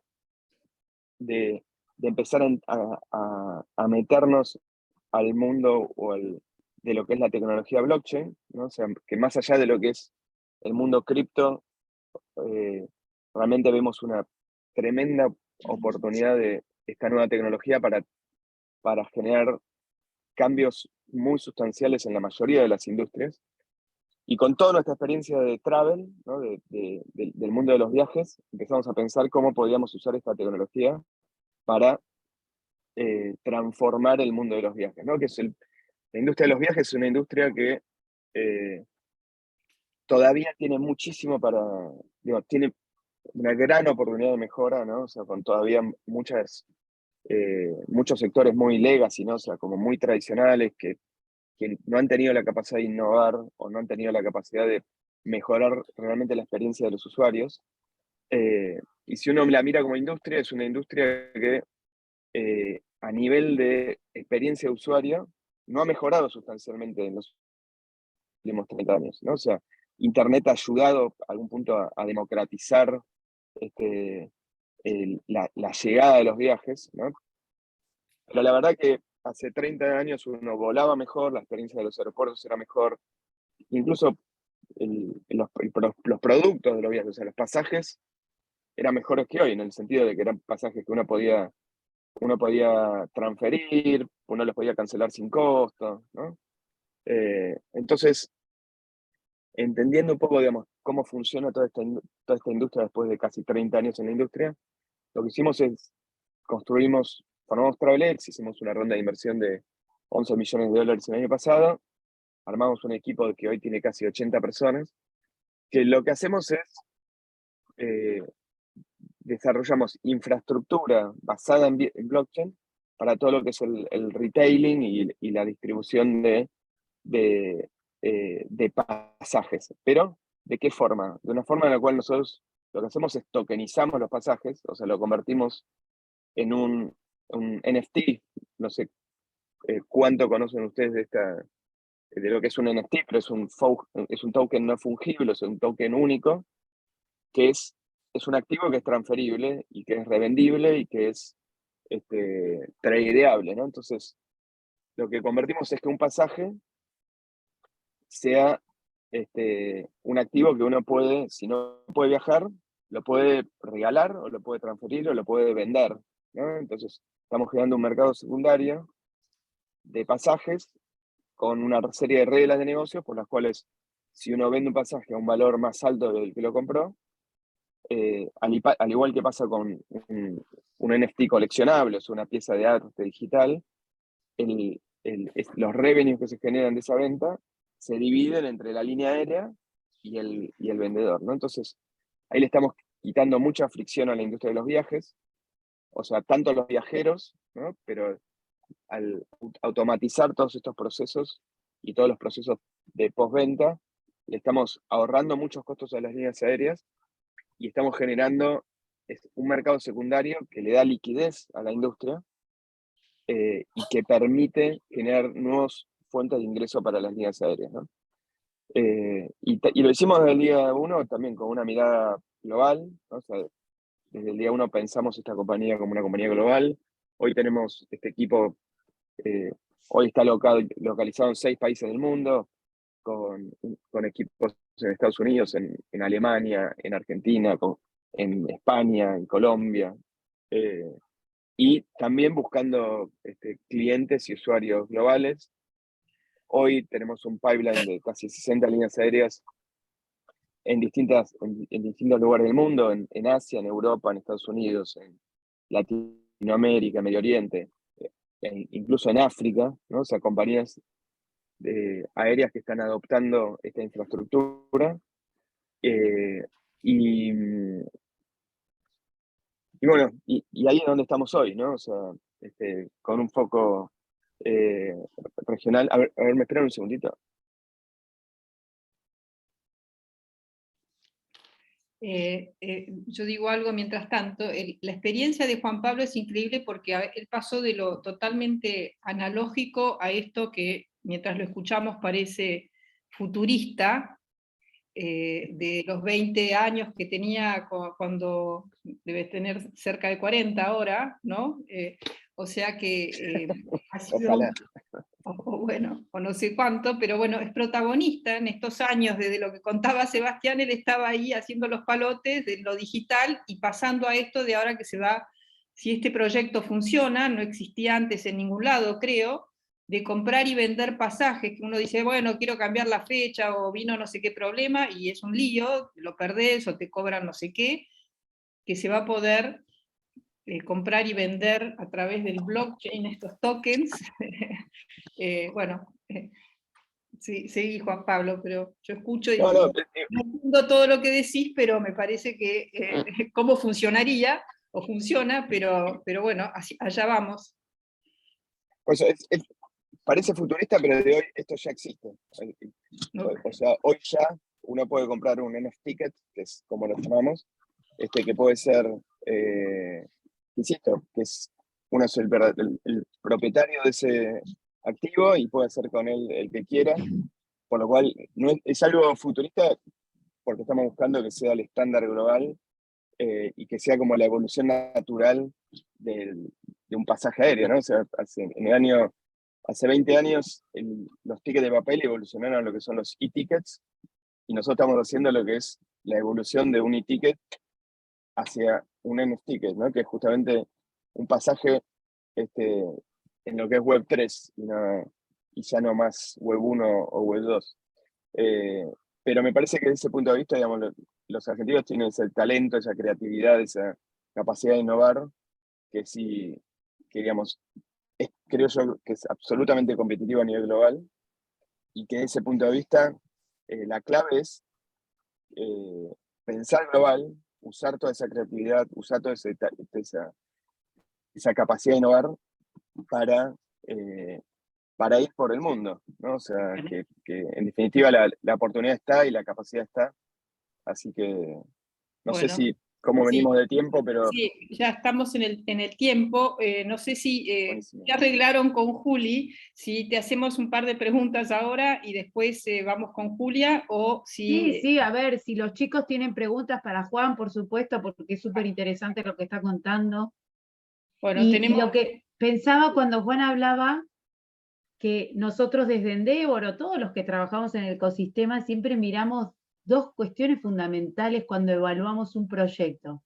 La capacidad del emprendedor y el equipo, que en el caso de Juan Pablo está absolutamente probada porque es un emprendedor nato y con una trayectoria enorme, muchísima experiencia en esto de surfear las olas y las vicisitudes a las que se enfrentan los emprendedores.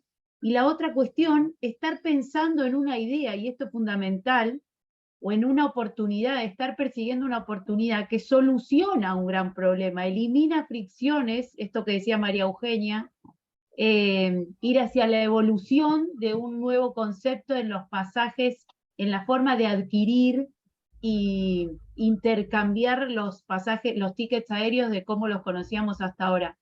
Así que hay dos cuestiones que se dan que son fundamentales a la hora de mirar el potencial de un proyecto en el caso de Juan. Así que Juan, éxitos, ¿no? Que te vaya muy, muy bien con eso nuevo. Ojalá que así sea.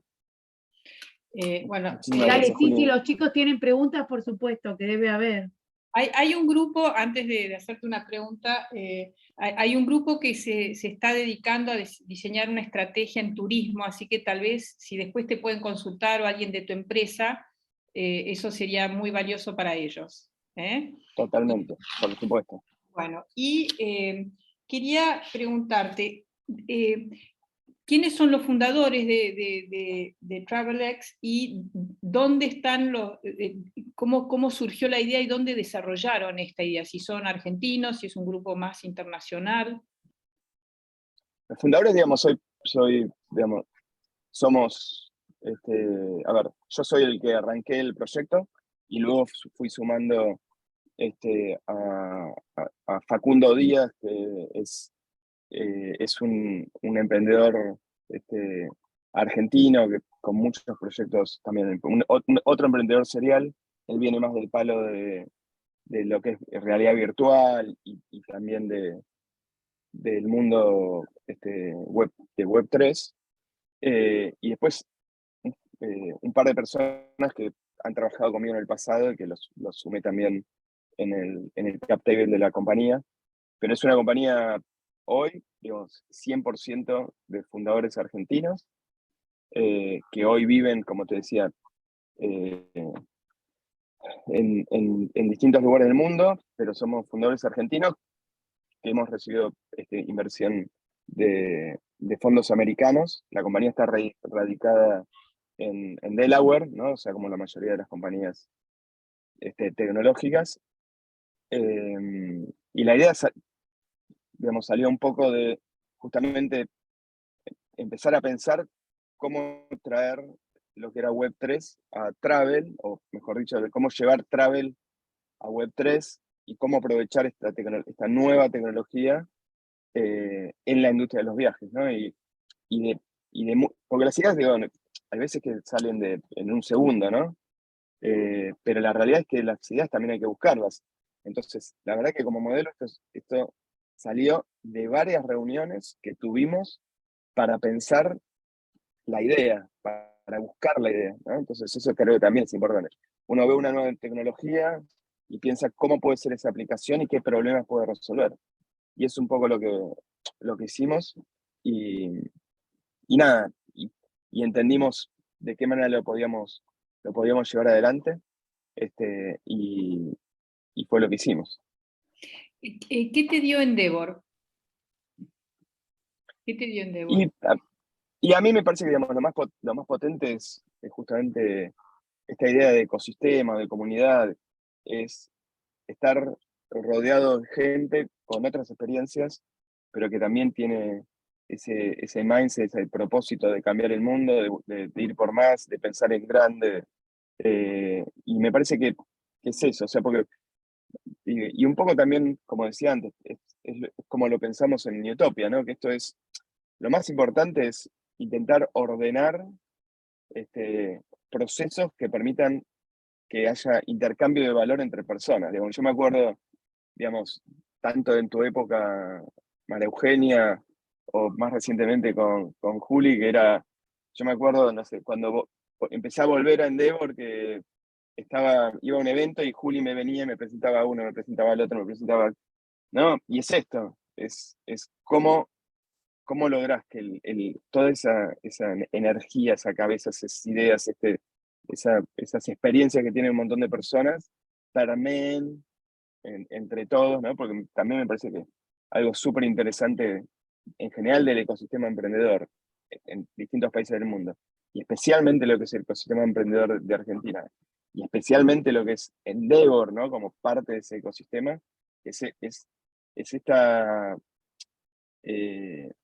generosidad, ¿no? y estas ganas de devolver, ¿no? Porque al final muchos de nosotros fuimos afortunados por X razones del mundo, de coyunturas y demás, de poder generar cosas, y está bueno de poder compartir esas experiencias para que haya otros jóvenes que sigan ese camino y sigan queriendo transformar la realidad. A mí me parece que eso es lo más importante de Endeavor, ¿no? O sea, es ese valor, ese apoyo constante, conjunto, y esos valores de generosidad y colaborativos, de poder ayudar al otro. Sí. Bueno, gracias Juan Pablo, y fascinante. Quiero decir algo, porque no sé si te tenés que ir. Lamentablemente por el tiempo, no vamos a pasar a Julia y después vamos a abrir a preguntas para los alumnos. Yo quiero hacer un comentario antes, que creo que vos, Juan Pablo, dijiste que, bueno, que en estos no es importante el Estado, ¿no? Y ahí yo tengo un punto de vista diferente. Los emprendedores argentinos, muchos han podido hacer, o gran parte de lo que hacen a pesar del Estado, y eso es lo que muestra el potencial impresionante de Argentina.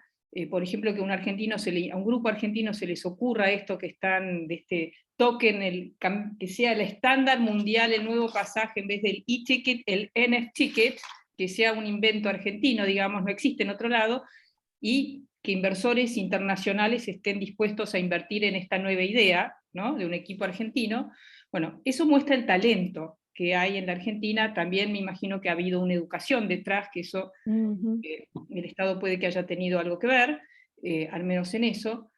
Pero lo que vemos es que ese potencial, esa gran capacidad, no se refleja en el PBI per cápita, en el crecimiento del país, justamente porque no es una política pública. Entonces ahí donde quiero yo señalar que cuando es una política pública, cuando los gobiernos ayudan a conectar el campo científico y tecnológico con el mundo productivo emprendedor, entonces vamos a ver los casos de Israel, de Corea del Sur, de Irlanda, de Polonia, que contaba antes Sebastián. Claro. ¿No? Entonces por eso yo dejé Endeavor, me metí en la política, escribí un libro sobre una estrategia para Argentina, y estamos sembrando esto en la UBA, en los jóvenes, que van a ser los jóvenes como ustedes fueron empezando hace 20, 30 años, porque es fundamental que esto sea una estrategia, una visión de desarrollo económico, social, cultural. 100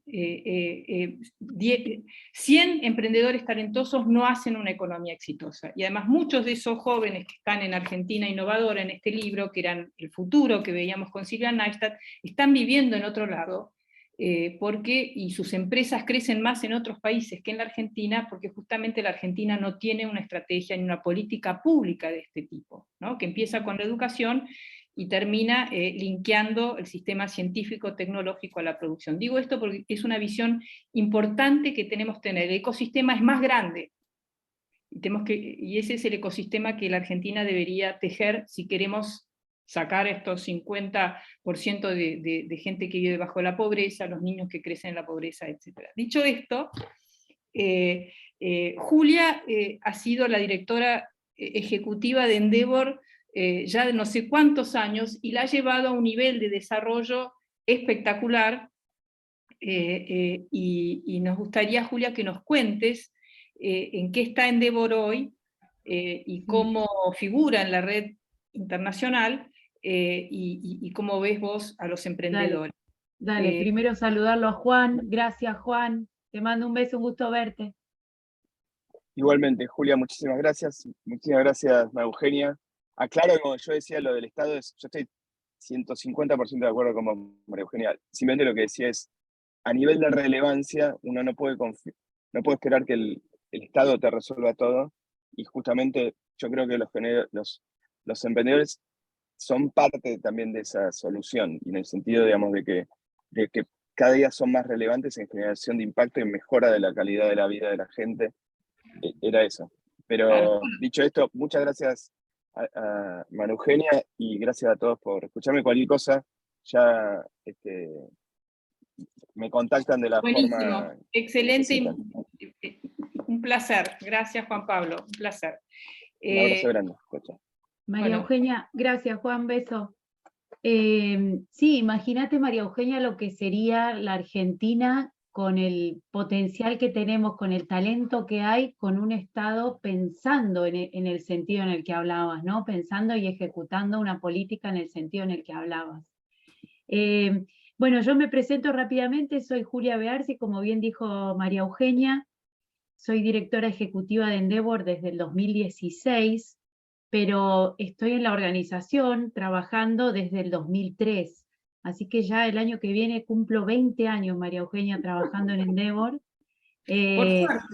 Me he enamorado. A ver, también creo, los chicos jóvenes siempre hoy encuentran un valor en ir cambiando de trabajo, y eso me parece perfecto, pero yo también encuentro un valor en mi experiencia y en esta mirada y pensamiento de largo plazo que le hemos podido imprimir a Endeavor.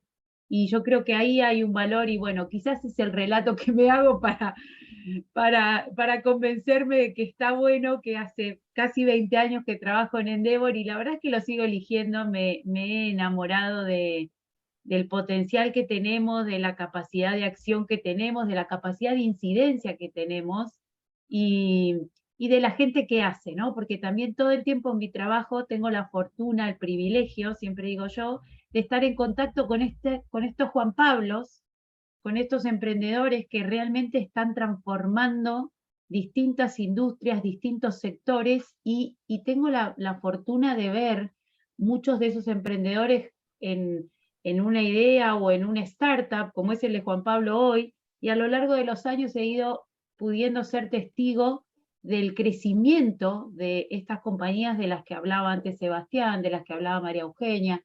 Así que la verdad es que, bueno, estoy contenta con eso.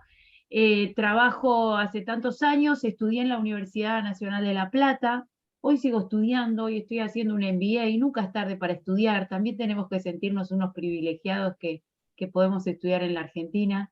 ¿Y qué más? Y si les parece, si me deja Gaspar, y puedo compartir, traje una presentación para hablar más sobre, a ver si la puedo presentar.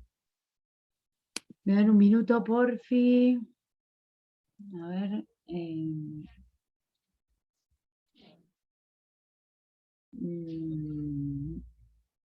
Esperen.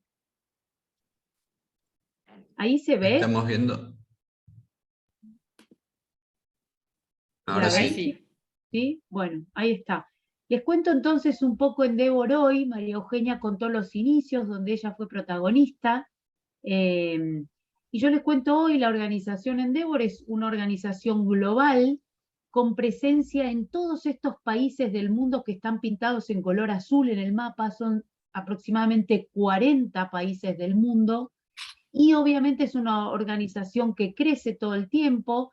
Esta estrategia de expansión internacional la marcan desde Endeavor Global, para eso está la oficina de Endeavor Global, para marcar la estrategia mundial y para seguir abriendo oficinas en otros países. Vemos las oficinas que están o los países que están pintados de violeta son los países con potencial, que se están estudiando la posibilidad de abrir nuevas oficinas de Endeavor ahí. Y esto es interesante, y después vemos los países o las ciudades que están en negro: Nueva York, San Francisco y Singapur, son como hubs de soporte. Y esto es interesante, esto que siga creciendo me parece muy interesante, porque esto habla del potencial de una red que crece y que es cada vez más virtuosa, porque a los emprendedores de los distintos países les permite generar conexiones, tener conexiones en distintos mercados que puedan ser de su interés. Así que es una red muy, muy, muy potente a nivel global y que funciona muy, muy bien en ese sentido. Les cuento en Argentina un poco. En Argentina hoy les diría que muchos años después de lo que cuenta María Eugenia, les diría que estamos presentes a lo largo de toda la cadena de desarrollo del camino emprendedor. Si pensamos el camino emprendedor desde el estadio inicial hasta una empresa madura, Endeavor Argentina tiene acciones en casi todos los eslabones de esta cadena. En el estadio inicial hacemos las experiencias Endeavor, que son un evento súper masivo, a donde por supuesto los invito a todos. Ahí los invito a seguirnos en las redes sociales. Aquellos que estén emprendiendo, los invito a mirar una plataforma donde que hemos lanzado este año, que se llama Hub Endeavor, HV Endeavor. Es una plataforma donde hemos condensado 20 años de conocimiento, 24 años de conocimiento les diría, y hemos puesto a disposición de los emprendedores de la Argentina. Esto lo consideramos un bien público porque es absolutamente gratuita, y van a poder encontrar ahí herramientas y en distintos formatos: video, podcast, herramientas para leer, para potenciar sus ideas y sus startups. Así que es muy, muy interesante. Van a encontrar ahí contenido sumamente curado para todo aquel que esté encarando o ya esté cursando el desafío emprendedor. Después tenemos obviamente acciones con startups. Trabajamos mucho con compañías que se quieren acercar al ecosistema emprendedor, y ahí establece Endeavor como puente entre las grandes empresas que buscan la innovación a partir de los emprendedores. Ahí oficiamos como puente, así que hacemos muchas conexiones también y generamos sinergias entre grandes compañías y los emprendedores de la Argentina. Después tenemos un programa que se llama Scale Up, donde trabajamos con, les diría, el semillero. Estamos preparando, seleccionando, trabajando, dándole apoyo estratégico a empresas, les diría, jóvenes que tienen alto potencial de convertirse en emprendedores Endeavor, que sería el último eslabón de esta cadena. Es ese proceso de selección que contaba María Eugenia, que a lo largo de los años y a lo largo de que el ecosistema emprendedor se ha ido robusteciendo, han ido apareciendo, por suerte, otras organizaciones como por ejemplo Newtopia, que dan inversión y prestan servicios a emprendedores también para potenciarlos. Nosotros nos hemos ido corriendo en esa cadena, y la selección se ha ido, les diría, se ha ido complicando. Digo, los requisitos cada vez son más difíciles. Este año, les cuento, hemos seleccionado 2 nuevas compañías para apoyar estratégicamente. Una de ellas es Pomelo, es una fintech, y otra es Ripio, también una wallet, una crypto wallet, muy interesante también, con modelos, las dos muy disruptivos y con equipos emprendedores con muchísimo, muchísimo potencial y trayectoria. Muy interesantes empresas para ver, y que están creciendo y que están generando empleo en la Argentina. Así que en eso estamos. Eso es, les diría, a muy grandes rasgos, el campo de acción de Endeavor hoy en Argentina es muy, muy amplio. También pensaba, María Eugenia, cuando le hiciste la pregunta a Juan Pablo de qué le aportó Endeavor, y yo diría también que él hoy hace un fondo de inversión, invierte capital semilla en estadios iniciales, en compañías en estadios iniciales, y yo les diría que hace tantos años o creo que es otro de los aportes de Endeavor al ecosistema, hace tantos años cuando María Eugenia funda la organización en Argentina, no se hablaba de emprendedores. Hoy, si le preguntamos a la mayoría de los jóvenes, por lo menos tengo una hija de 15 años, y si le preguntamos qué le gustaría hacer en el futuro, ella ya hoy contesta, me gustaría emprender. Entonces, además de que esté muy influenciada obviamente por su madre, pero es una cuestión común en todos los jóvenes. Y si le preguntamos a aquellos que no necesariamente quieren ser emprendedores, pero hoy le preguntamos a los jóvenes dónde les gustaría emplearse, o dónde les gustaría trabajar, muchos o la gran mayoría contestaría en empresas, daría nombres de empresas de tecnología, de empresas de emprendedores jóvenes argentinos, en contraposición a lo de a muchos años. Por ejemplo, mi marido trabaja hace más de 20 años en la organización Techin, por supuesto una compañía con una trayectoria muy impresionante, pero a ellos hoy, a compañías como Techin, les cuesta conseguir talento, porque el talento hoy elige trabajar en las compañías más disruptivas. Así que también creo que Endeavor ha tenido mucho que ver en poner luz sobre estas historias emprendedoras, sobre estas historias que también recoge el libro de María Eugenia, y creo que también somos un poco responsables de que tantos jóvenes hoy vean como una alternativa y una posibilidad trabajar en startups o fundar su propio startup, ¿no? Y por eso digo también hoy, Newtopia invierte en empresas jóvenes, y hoy hay un semillero enorme de empresas jóvenes en Argentina. Y yo creo que también, María Eugenia, tenemos algo de responsabilidad en eso desde Endeavor y todo lo que hemos hecho durante tantos años.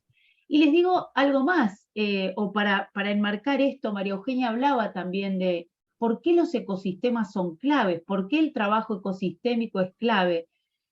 Mirá, y les voy a dar otro ejemplo. Hace 15 años, Endeavor hoy en Argentina es una organización absolutamente federal. Hace 15 años, Endeavor empezó en Buenos Aires, como contaba María Eugenia, en el living de su casa. Hoy obviamente seguimos teniendo una gran oficina en Buenos Aires, pero hace 15 años pensamos que las oportunidades había que acercarlas al interior del país. Y decidimos abrir una oficina en Córdoba. Y decidimos imprimir esta mirada de largo plazo que muchas veces le falta a nuestros gobiernos, a nuestros estados, ¿no? A las políticas públicas. Y decidimos abrir esa oficina y empezar a desarrollar el ecosistema de emprendimiento cordobés. Y hoy, 15 años después, tenemos un ecosistema, y hablo, digamos, a ver, a lo largo de estos 15 años abrimos Córdoba, abrimos NOA, abrimos Patagonia, abrimos Cuyo y abrimos otra sede en Rosario. O sea que hoy Endeavor Argentina es absolutamente federal.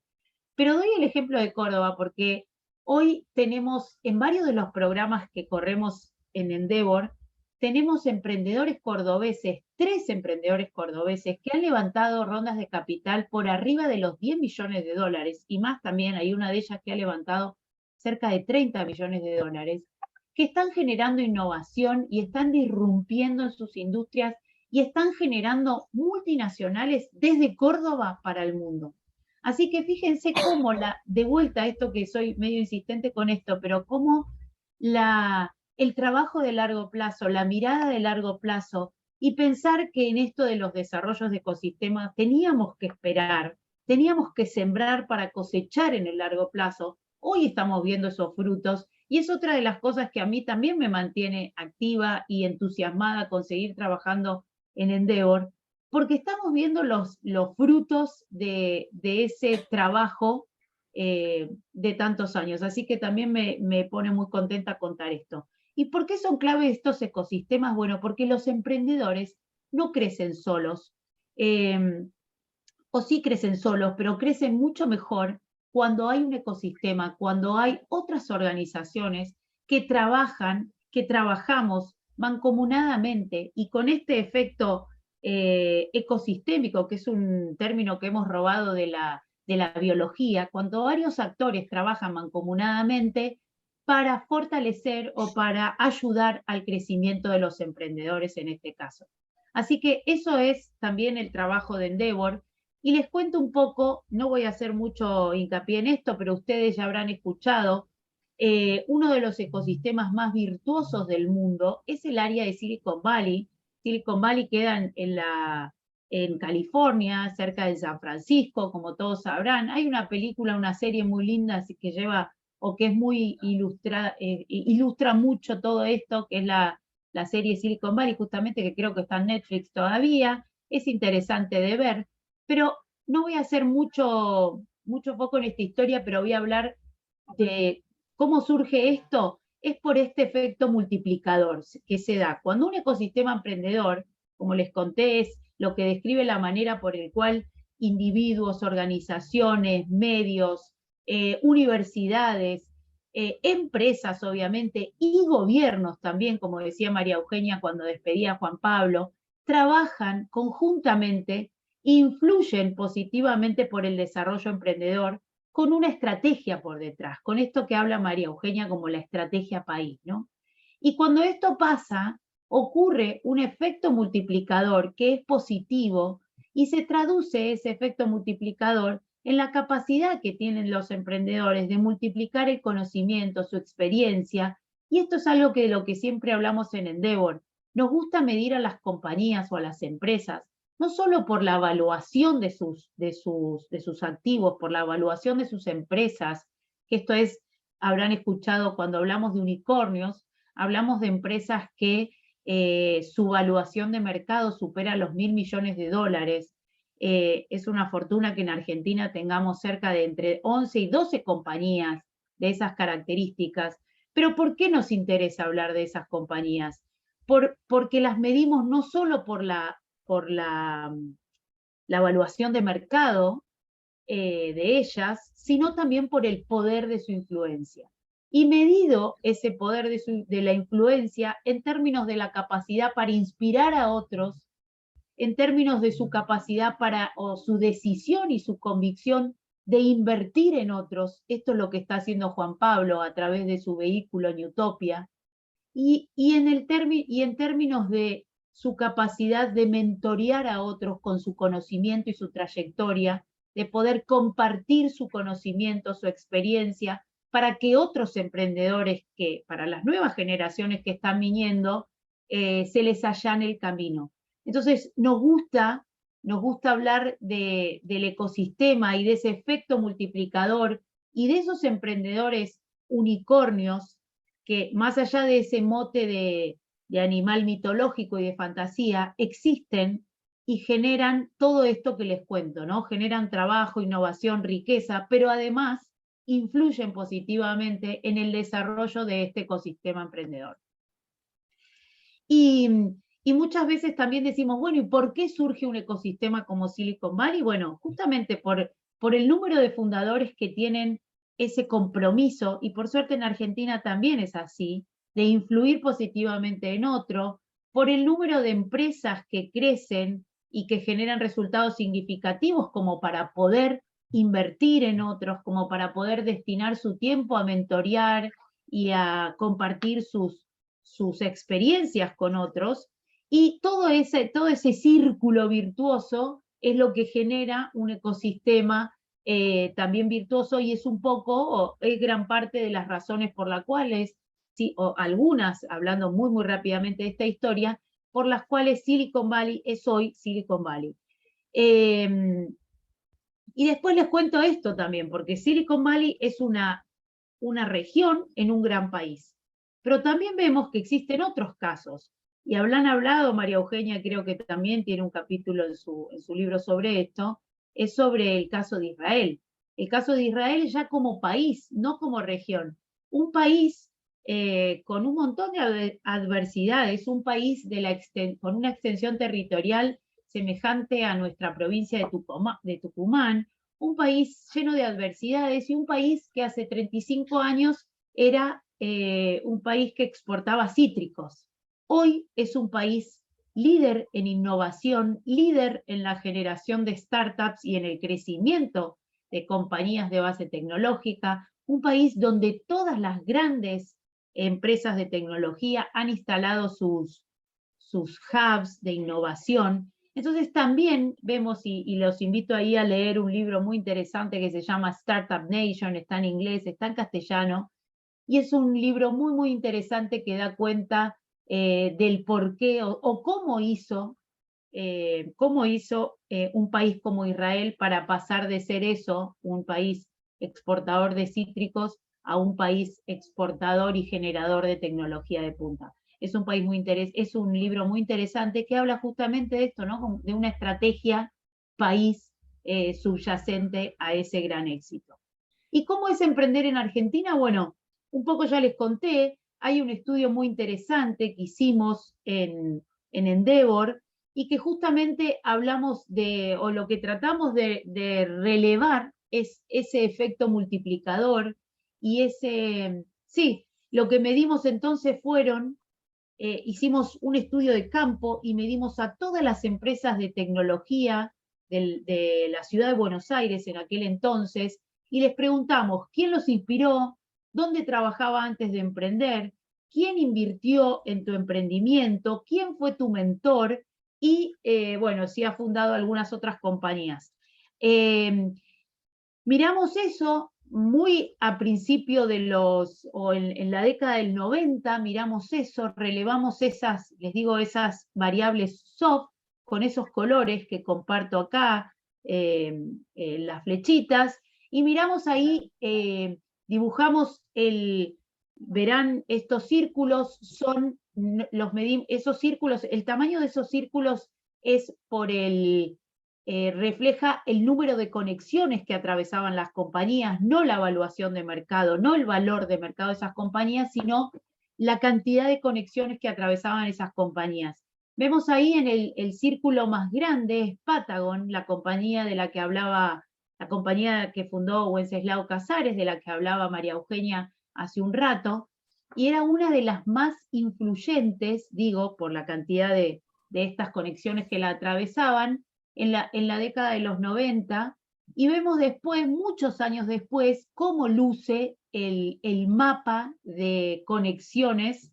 Se ve poco, pero ahí quedan Patagon, queda OfficeNet, María Eugenia, fundada por, bien conocés, Andy Freire y Santiago Bilinkis, compañías como Technisys, compañías como Globant después, y vemos entonces cómo, para ir resumiendo, 15 años más tarde que Patagon, 6 emprendedores de alto impacto, vemos las bolas más grandes, les diría ahí, influyeron de manera positiva, obviamente, en más del 80% de los emprendedores de base tecnológica de la ciudad de Buenos Aires.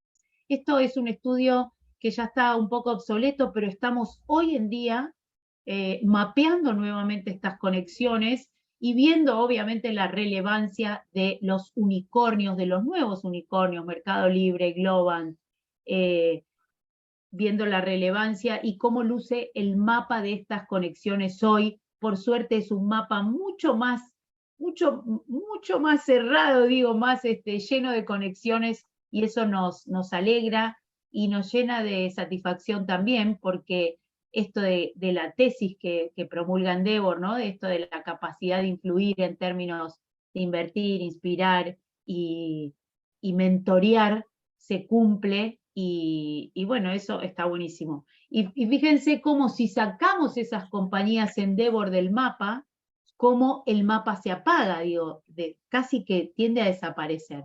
Pero por suerte hoy son muchas más. Ya vamos a publicar prontamente los resultados, van a estar obviamente publicados en redes, ahí los invito a todos a seguirnos en redes para no solo ver esto, sino también nutrirse de muchas de las historias de éxito, muchas de las herramientas que publicamos para aquellos que quieran emprender.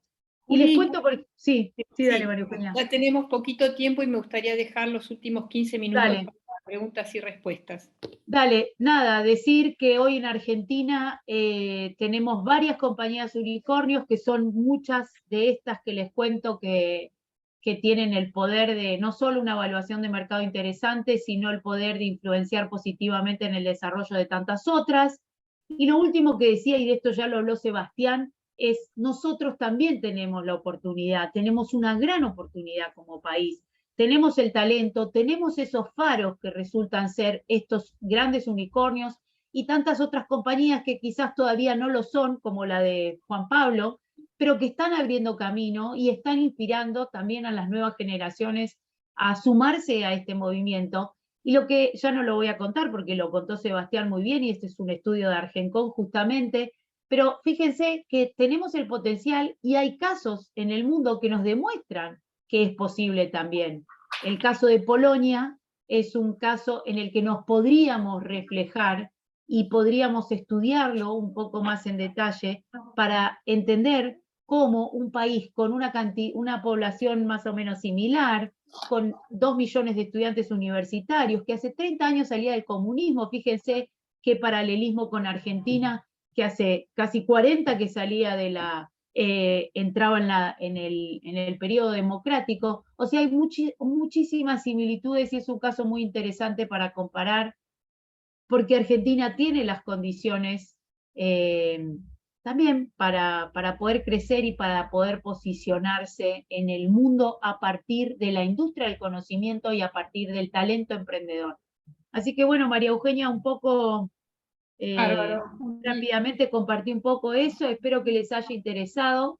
Y decía, los invito a seguirnos en redes porque hacemos un sinnúmero de cosas, además gratuitas, de acceso libre, que seguramente les van a interesar. No, sí, y también acá, como hay distintos equipos que están trabajando en diferentes temas, ya sea biotecnología, AgTech, bioeconomía o Deep Tech, bueno, la red de Endeavor es una fuente de información y acceso a emprendedores, así que Julia también tal vez los estudiantes te pueden contactar o a través... Síganme por LinkedIn y fíjense Hub, porque en serio es una plataforma donde van a encontrar un montón de contenido disponible que seguramente va a poder potenciar sus proyectos. Bueno, y Juan Pablo, cuando le pregunté qué lo había ayudado Endeavor, bueno, después vi quiénes eran los fundadores de Newtopia y después también los de TravelX, y bueno, la mayoría son emprendedores Endeavor. Lleva armando eso, uno puede decir, bueno, es un club de emprendedores, pero justamente el ecosistema quiere decir esas relaciones de reciprocidad, y otra cosa que él habló también de generosidad. Cuando empezamos Endeavor, nosotros no damos financiamiento, sino acceso a conocimiento, apoyo, etcétera, contactos. Exacto. Y cuando para poder analizar la compañía, decía, bueno, tenés que mostrar tus números, tu balance, tu plan de negocios, y nos decían, pero nos van a robar la idea, ¿no? Y entonces había que establecer en una Argentina de la desconfianza, ¿qué nos van a robar la idea o qué nos van a pedir a cambio? Endeavor no te pide nada a cambio, no te pide acciones, ni parte de la compañía, que se estudió en su momento al principio, simplemente quería ayudar, era difícil convencer que uno quería ayudar sin pedir nada a cambio. Es una ONG. Y otra cosa que ha ocurrido en ese ecosistema, y es muy importante, parte de la cultura, es devolver, así como, ¿por qué no pedimos acciones? Porque inicialmente con Linda y Peter, y recuerden que el startup se hizo en la Argentina, de ahí esa organización global, la idea, cuando ellos les vaya bien, van a devolver a la organización. Y eso es lo que vemos, devuelven en tiempo, devuelven en dinero, financian la ONG, y uno dice, bueno, los argentinos no saben trabajar en equipo, no son generosos. Cuando vos das reglas, que vos das, recibís. Entonces, y los argentinos se hiperdestacan. Los dejo a las preguntas para ahora, para que hagan ustedes. A ver quién se anima. ¿Quién se anima con la primera? Poco tiempo, así que empecemos. Dale, Lautaro. Dale, Lautaro. Hola, ¿qué tal, Julia? Hola, Mucho gusto. Lautaro. Te quería preguntar cómo suelen ser, por ejemplo, cuando tienen que evaluar nuevos proyectos o, digamos, emprendedores, qué tipos de cosas suelen mirar más que nada cuando están en un estadio inicial. Y a partir de eso, ¿cuáles son los primeros pasos para ayudarlos? ¿Los ayudan directamente diciéndoles, mira, esto no vemos que funcione, lo vemos más desde este lado, como hacer un pivot o cosas por el estilo? ¿Cómo suele ser eso? Sí, bueno, a ver, nosotros ayudamos a empresas muy, muy nacientes, las ayudamos con cuestiones mucho más masivas, por ejemplo, el hub, digamos, porque no nos da el ancho de banda, no podríamos ayudar a todos los emprendedores de la Argentina, entonces la decisión nuestra es ayudar a través de la plataforma de esta hub, a través de todas las publicaciones que hacemos y a través de los grandes eventos donde inspiramos, capacitamos y damos conexiones. Por ejemplo, hoy me voy a Mendoza y mañana es la experiencia Endeavor Mendoza, tenemos 1.500 inscriptos. Y ahí ponemos en escena a emprendedores como Juan Pablo, que cuentan sus historias, que inspiran con sus casos, y después tenemos una serie de talleres, y después tenemos como rondas de conexiones. Eso es como a grandes rasgos, pero eso es más o menos a grandes rasgos lo que hacemos con emprendedores en estadios muy incipientes, donde nuestro apoyo tiene más que ver con una cuestión masiva y no uno a uno. Pero yendo a tu respuesta, que por supuesto la puedo contestar también, es un poco lo que decía cuando estaba Juan Pablo. Lo que siempre miramos es, sobre todo acuérdense que emprender es una actividad con muchísimo riesgo asociado. Entonces no sabemos exactamente si le va a ir, no se sabe si se acierta si esa empresa le va a ir bien. Pero ¿qué miramos? Mucha la capacidad de ejecución del equipo emprendedor o del emprendedor. Mucho se mira eso, ¿no? Su trayectoria, su background,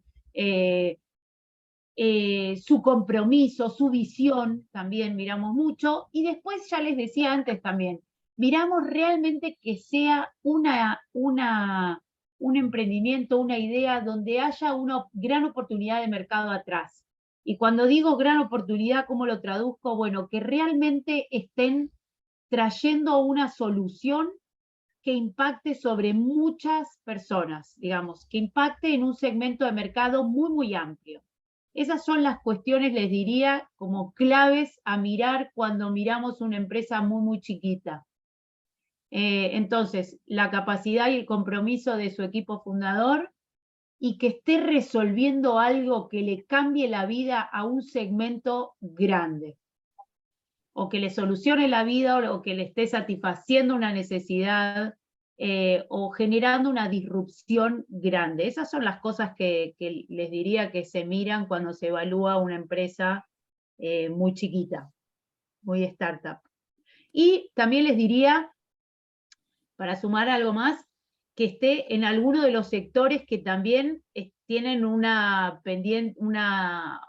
tendencia de crecimiento, ¿no? Y esto es, hoy tiene que estar sí o sí atravesado por la tecnología o ser de base tecnológica, sin ninguna duda, porque eso va a permitir la tecnología como habilitador de crecimiento, la tecnología como posibilidad para escalar y para salir al mundo.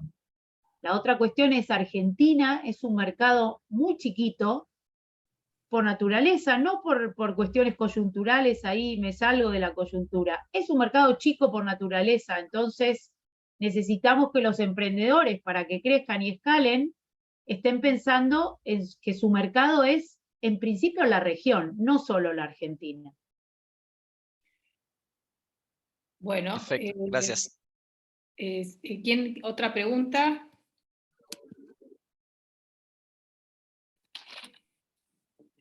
¡Wow! Se han quedado callados, o sea que eso es raro. Juli, ¿cuántas empresas tiene hoy Endeavor? Hoy Endeavor Argentina tiene como les diría como 120 empresas que son Endeavor. Algunas de ellas también se han vendido, digamos, estamos hablando de 25 años de organización, muchas de ellas se han vendido, otras de muy a los inicios no están hoy tampoco, y muchas de ellas los fundadores han dejado o no han prosperado esas empresas del principio, pero han hecho otras. Entonces, les diría que más o menos ese es el número, pero después tenemos una comunidad de scale-ups que no son Endeavor, pero son empresas que estamos apoyando estratégicamente para que en algún momento se conviertan en Endeavor, y ahí les diría que tenemos cerca de 45 también. Okay. Son empresas muy interesantes también. Y en el proceso de selección, después de hacer un análisis acá muy detallado en la Argentina, los emprendedores, porque siempre se mira además de todo el plan de negocios, o ya no se habla más de plan de negocios, pero donde la estrategia de la empresa, sí, lo que se mira sobre todo es el equipo que lo pueda ejecutar.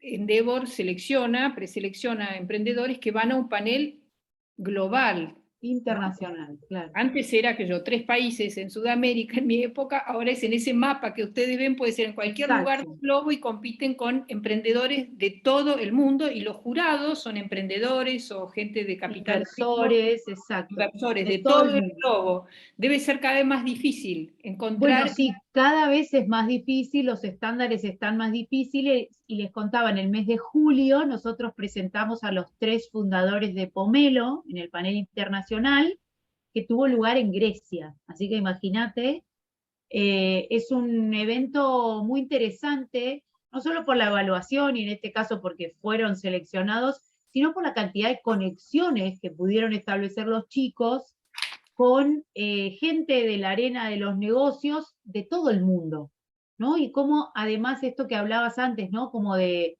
la apertura de esta gente o el espíritu de la gente de la red Endeavor a nivel global es muy colaborativo, ¿no? Y esto del dar y recibir como mantra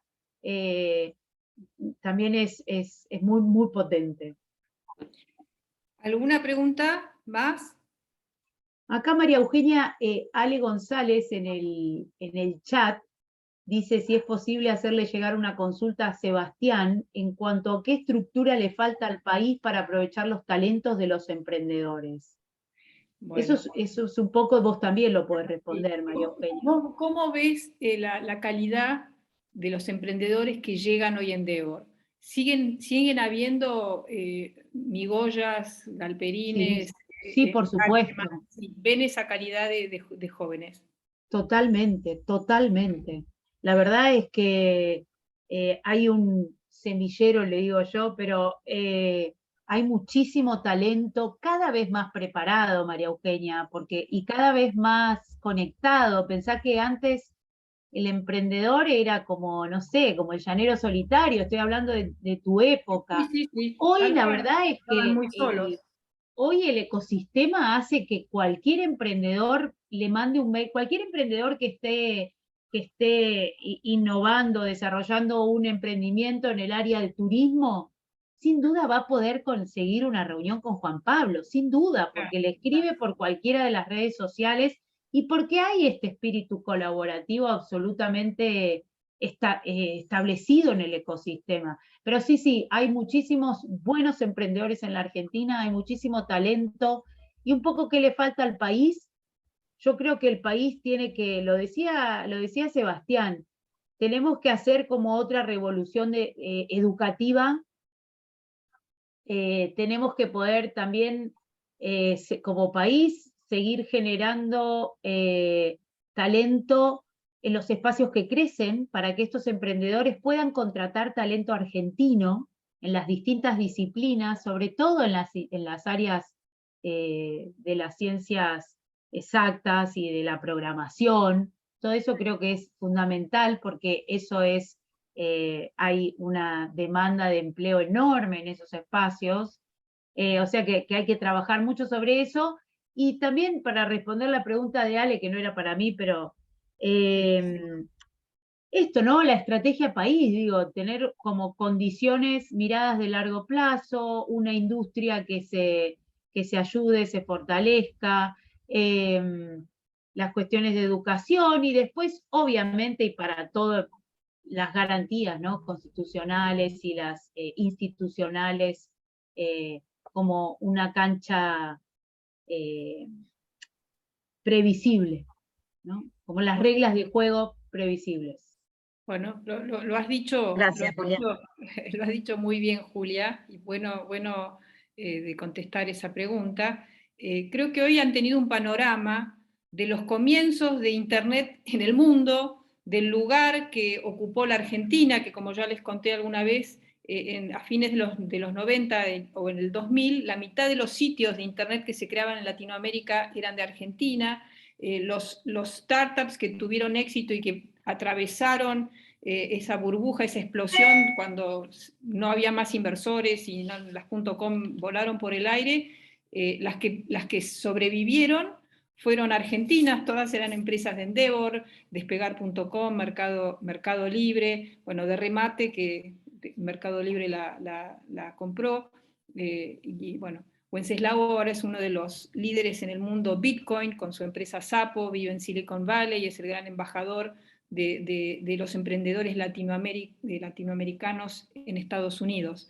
Entonces, esta idea de trabajar en red, y como decía más antes, si podemos ampliar esa red que incluya al Estado, a la academia, y también a los científicos, y el mundo productivo, que sea una gran, y donde haya muchos Endeavor, todo conectado, eso es lo que hacen los Israel, esos países, así que, pero Endeavor en todo el mundo ha sido un gran catalizador, y les recomiendo muchísimo que entren a su página y a este Hub Endeavor que dice Juli, y que participen de sus programas, que ahora, en nuestra época no había tantos programas, no eran la mayoría, no para emprendedores Endeavor, ¿no? Antes nos concentrábamos en eso, y ahora hay una gran serie de programas y de actividades justamente para inspirar y aprender a emprender y encontrar gente que está en lo mismo, que eso nos ayuda, los modelos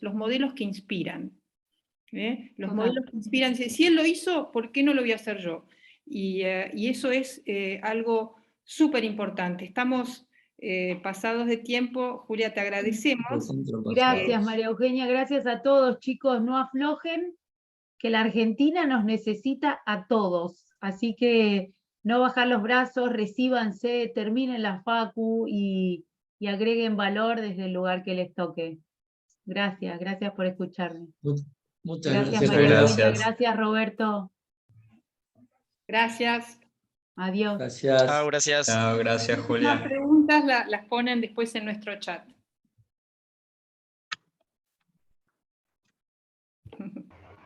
Chao, muchas gracias, que tengan buen día. Chao. Bueno, acá estamos. Tenías Muy la bueno. mano levantada, Fabi, pero ya se nos fue. No, aplaudí en realidad.